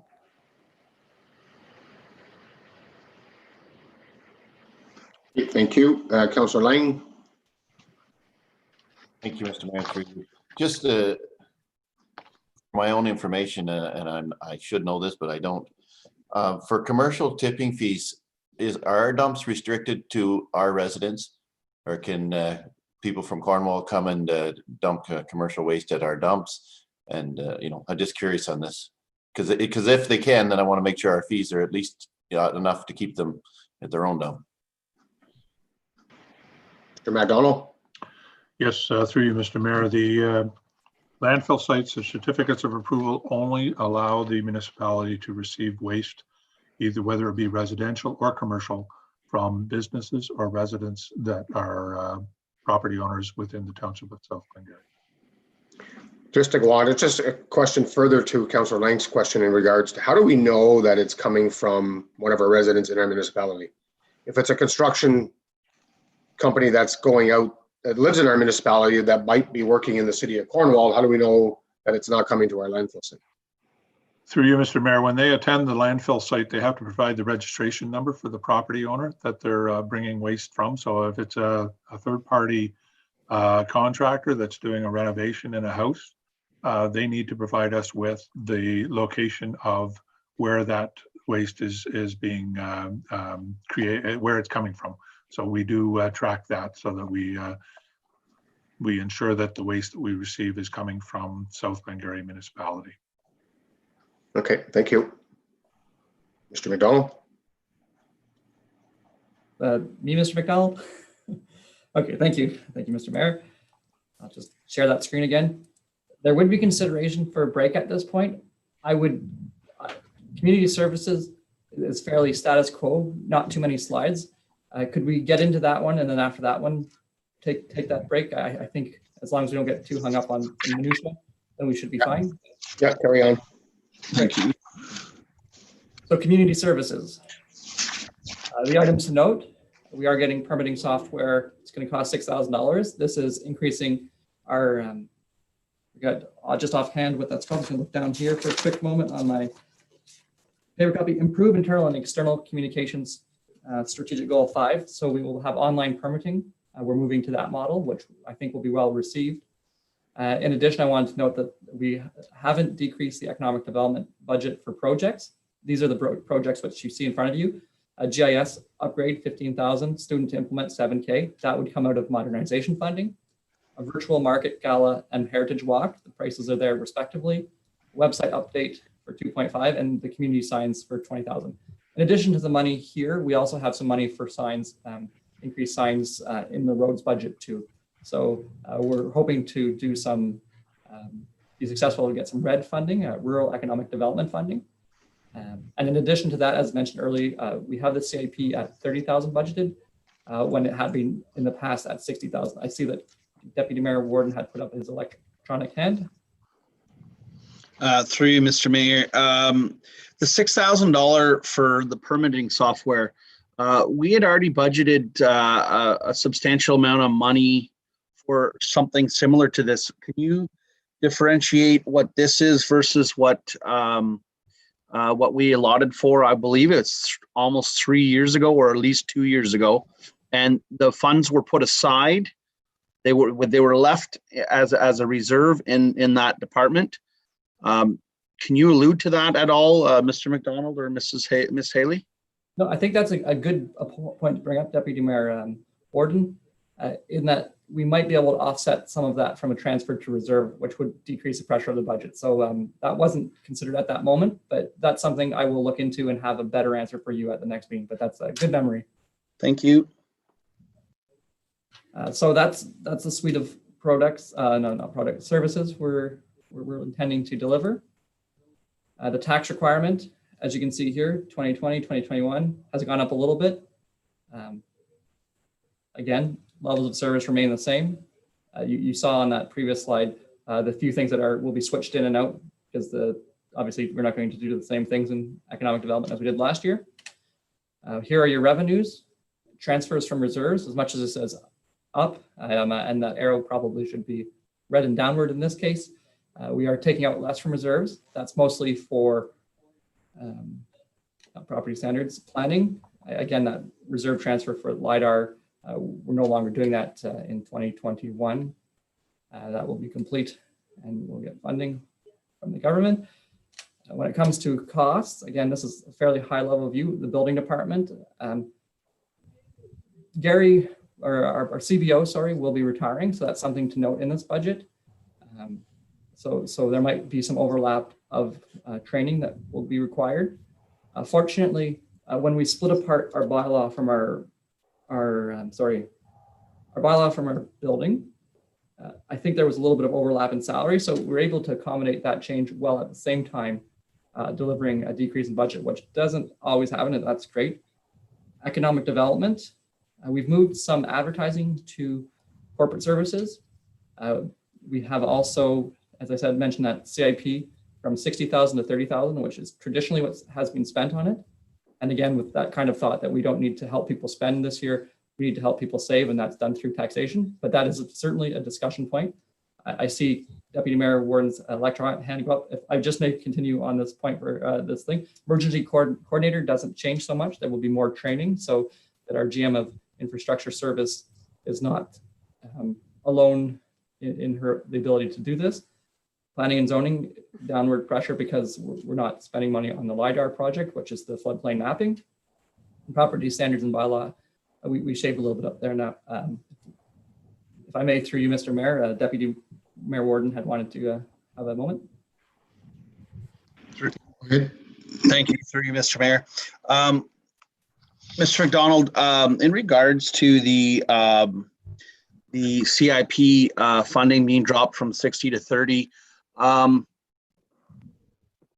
not all businesses have been severely affected negatively from COVID, and some have done better than others, and it's unfortunate. But the reality is, by keeping the CIP at the 60,000, and we're just about finished changing our terms of service, I think leaving at the 60,000 mark would spur potentially economic development in our community. And I mean, we just seen at our last council meeting the effects of the CIP at the county level, and how local volunteer groups have received quite a bit of money, and that the investment in the community is quite a bit. So is this the right time to talk about that, or is this somewhere further on in discussion?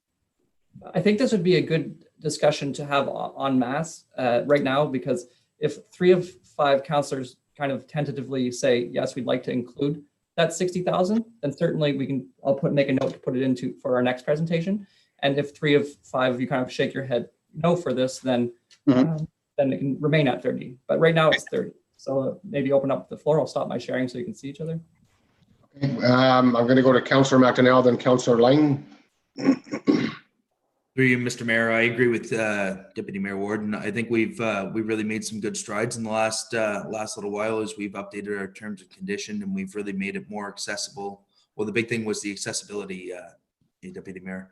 I think there's a lot of businesses that maybe they haven't all had a tough go, but maybe some of them are having a tough go and are going to be subject to some of these new regulations coming down the pipe from the provincial government on accessibility. And I think it'd be wise of us to keep it at 60,000 just to see, maybe we put it at 60,000 for the next 2 years. And if there is still minimal uptake, then we can readdress it. But at this point, I don't want to see us pull it back ahead of those regulations coming in from the province. I don't know what the others are thinking, but that's 2 people on the committee, so we might be a little blinded. No, that's an excellent conversation. So it would only take one more person to speak in favor of increasing to 30,000 for me to put it in the budget for our second meeting. All right, before I make a comment, I'll go to Councillor Lang and then Councillor Jaworski. Thank you, Mr. Mayor, through you. So if I make the right comment, you might not even have to make a comment. True. I had jotted down Mr. McLaughlin's phrase a couple of times about whether we should be helping people spend or helping them save. And I think we have to do both. I think for ourselves, we should be trying to cut our costs to keep our taxation low to help the people that need help. But if there are people out there, and I know there are some businesses out there that have had their best year ever. If you go into recreational sports, this sort of thing, boating, there's some businesses that have had the best year ever. And I don't think we should be, we want to encourage them to be putting that money back into the community. So I'm going to say, like, we try to tighten our belts a bit at the township, but at the same time, the 60,000 that goes out there and spurs economic development, this sort of thing, I want to keep that there, and let's keep helping those people. If they don't take it up, well, then we won't have to spend it. If the interest isn't there, the money will be left at the end of the year. All right, you just saved me from my comments. Thank you. Councillor Jaworski. I have a comment and a question. I'll start with my question. How much did we give out in 2020 for CIP? Approximately 30,000. And the year, do you know off the year before that what it was? In looking through, and Joanne, please correct me if I'm wrong. I'm almost certain we've never reached above 30,000 in the last 2 years, or in the years that we've had it. But as I said, the terms of references are changing for that program. Right. It was 26. 26. Right. So I guess I think we've improved the terms of references, and I guess I feel like we were already sort of on the way down, and so I personally felt that the change of references was going to keep us keep some interest and end up keeping us even versus it petering out. So I'd be actually surprised if we had uptake up to 60,000. So I'm not, I guess I'm not against it, but I would just be surprised if that's really a realistic uptake number. But my other comment was about, like, the economic development projects that were listed. Are we going to get more information about them to be able to, say if that, maybe each on their own is small, but it adds up. So just to make sure that we're all on the same page, that we want that money spent as well. I think I'd defer that to Mrs. Haley, who probably has a great deal more into the detail on those. Go ahead, Mrs. Haley. Okay, thank you, Mr. Mayor. I'll gladly explain what's been budgeted for. So Mr. McDonald alluded to some of these, but I'll try and expand a little bit more clearly. So for example, we're hoping to apply for RED funding, which is Rural Economic Development funding, provided by the province in order to purchase community signage. So I think Mr. McDonald indicated that we've not budgeted for community signage. And in the economic development budget, we have $17,500 to be allocated to a RED grant if we are successful. And if they're able to match that, we should be able to purchase, we believe, 8 signs to go throughout our community. Another item that was brought up, and it was not discussed in detail, and I'm glad I have the opportunity to explain this, because when it alludes to GIS, it's not really GIS.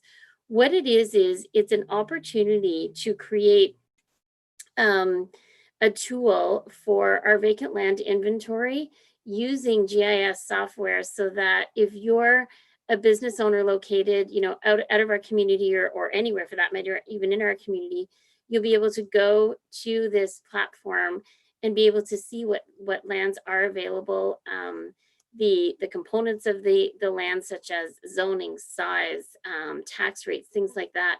And currently that's something that we don't have. We've been wanting to work towards for a few years. And this will be a really great interactive tool. So that dollar would be a combination of purchasing the software that we can use to create this, as well as hiring a student and then getting this up on our website. Another thing you'll notice in the breakdown was improvements to our website, and this would be specific to economic development in the business section page of our website. And that's to be able to put up videos, different photography, infographics of information. I feel when we go to our website, we don't have a lot of great information when it comes to businesses, demographics, growth projections. So it's something that we want to take the time to build on and continue to improve upon. And there's some great examples out there from some larger municipalities that we could gladly show you if you want more information. Another component to speak to tourism, because I find sometimes a lot of people will say, well, we don't spend enough on business or we don't spend enough on tourism. So we're trying to do more of a balance for 2021. And in tourism, we have an allocated $5,000 for summer attractions, potentially an art walk, promoting tours. We don't know what 2021 is going to bring for us in terms of COVID restrictions, if that will continue. And so we want to be able to be creative to still get our residents or tourists out in our community to take advantage of some of the sites that we have. Another item that's still in the budget that's always been there is our annual gala. Again, not knowing what will happen in 2021, that money is in the budget in case we move forward. And maybe we move forward with some sort of virtual gala, if as opposed to suspending the program one more time, or suspending the event. I'm sorry. In regards to giving council more information, at our next council meeting on November 16th, there'll actually be an information report on our Christmas shopping local initiative. And so as we move forward, we'll continue updating you on different programs that we'll be doing. And obviously that will explain more of what's happening for 2021 as we come upon those different times and events. So I hope that answers your question. I can also give you a little bit more information to Mr. Deputy Mayor in regards to the software if you wanted further clarification on that, just because I think your question was very valid and I don't want you to think that we haven't spent that money accordingly. So thank you, Mr. Mayor. Okay, thank you, Deputy Mayor Warren. Did you have another question? I think I've seen your hand come up on the. I did. I just, Miss Haley, in regards to the proposed GIS and having those lots and stuff, I like the concept. Is that something that we should be tapping into with the counties and seeing to get them on board? Because I believe they kind of control the GIS now as it is. And to be honest with you, I mean, I think that initiative is something that should be discussed for the whole of the SDNG. I think there's a lot of merit there. And I guess a comment would be, we just recently passed an RFP, to have a realtor on file for the municipality. I mean, there may be some stuff that could come out, that may come out of that as well. So I'd like the idea, maybe pitching this to the counties and see if we can get buy-in from all municipalities. I think these tools would be really well used. So through you, Mr. Mayor, that actually has been done. And Prescott Russell is a really great example of how they've created a program like this. And in fact, we would kind of like to mimic what Prescott Russell has done. For those of you who may have attended the Ontario East Municipal Conference in 2019, and Prescott Russell was featured doing this. So we've had those discussions with the United Counties. We can re-have those discussions, but the county chose not to take on that initiative. We've had those discussions both from through the Economic Development Department. So maybe we can work with you and our mayor to see if we can do some partnerships to advance that. But it is my understanding it's not on the county's radar at this time to do this. So we felt like we've been waiting a while. How long do we continue to wait to be able to create our own tools and to promote South Glengarry's vacant land from a commercial and industrial perspective? can I have one subsequent, Mr. Mayor? Yeah, go ahead. I guess, my only concern at this point, Mrs. Haley, is like, is staffing. I mean, your department at this point is tax user work very efficiently. My only concern in that is I just adding another level for your department, and that would be my only concern. I think there's a ton of merit there. I just don't know if we actually have the staff available to let this go through and be successful. So through you, Mr. Mayor, that's why that money includes a student. And I just want to be clear, we're not doing this independently of the county, because as you mentioned, the county does provide our GIS software, our GIS base. They keep it updated. They would be very much part of this. It would just be the student would be doing the work that would be following our direction in terms of what we want to see for South Glengarry. At the end of the day, that will be integrated at the county level through our GIS. So I'm sorry if that was not clear initially. It's just not a project that's being led by the United Counties for all municipalities. So that's where you'll see that the student is included in that. And there's so many GIS students available out there today because it's such a popular program that it would be easy to obtain a student to do that work. But that being said, we can continue having those conversations with the county to see if that's something that we can reduce. We probably wouldn't be able to remove the component in its entirety from the budget because there would be costs associated. We could look at seeing if there would be some cost savings. Okay, thank you. We can discuss that between you, Joanne, and Deputy Mayor Warden and myself at a later date. Thank you. Mr. McDonald, where we are now.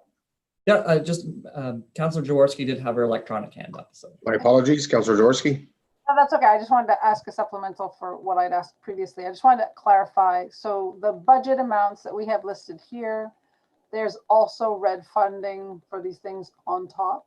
So this is just our portion, and there's additional potential red funding. And if the red funding doesn't come through, then these projects don't go through. Yeah, so through you, Mr. Mayor, so the red funding, we believe red funding is going to be announced in December, where signage is going to be an eligible project. If we're successful, we'll be able to double the funds that would be allocated to the signage program and hope to maybe create 8 signs in the community. If we're unsuccessful, then the monies that will be in the economic development budget, if approved by council, will be utilized then to create hopefully 4 signs in the community. Thank you. Thank you. Did you need me to explain the software very briefly, Mr. Deputy Mayor, just so you understand where we're at? Not really. I mean, no, that's fine. Okay, Well, perfect. Lachlan said he'll bring more information. That's pretty bad. Okay, thank you. Okay, thank you. Mr. McDonald. thank you, Mr. Mayor. Next slide. Consideration for break. I think this is a good time to perhaps take a moment. It's 11:30. I might have to delegate to our Deputy Clerk MacDonald to see what the best way to do is. Do we keep this slide on, or do we go off for say half an hour for a meal and then return to kind of part 2 of the meeting? So I think everybody could probably use a break at this point. And of some significance, perhaps they get something to eat. Otherwise, we could come back in 15 minutes, but then we'll probably work right through lunch. Just let me know what everyone prefers and I can stop the YouTube stream. Can we do like a 15-minute break and work through lunch and get as much done today as possible? Is that fine with everyone, or does everybody want a 30-minute break? I'd prefer to take at least 30 minutes. I have a few phone calls and I don't think there's any food at home. I was going to say that it's going to take me longer than 30 minutes to make and eat my food. So Yeah. I'd appreciate 45. Tim? Through you, Mr. Mayor.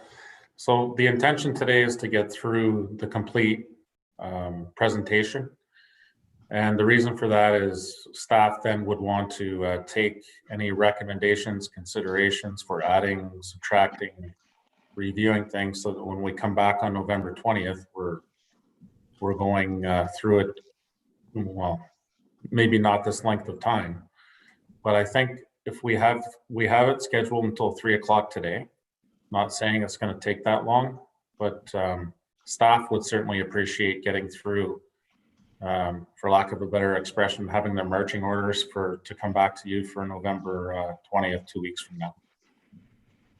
So it seems like we might be able to perhaps send a subsequent link. We'll stop this live feed is what I'm trying to say, instead of having a coffee break in the middle of our YouTube video for 45 minutes, we'll say. So if we returned at, say, 12:15, and we'll send the new link if one is required. But for now, we'll take recess for 45 minutes. Just hop back on this meeting, okay, everyone? I'll keep the meeting open, but everyone can leave it, but I'll leave it open with mine.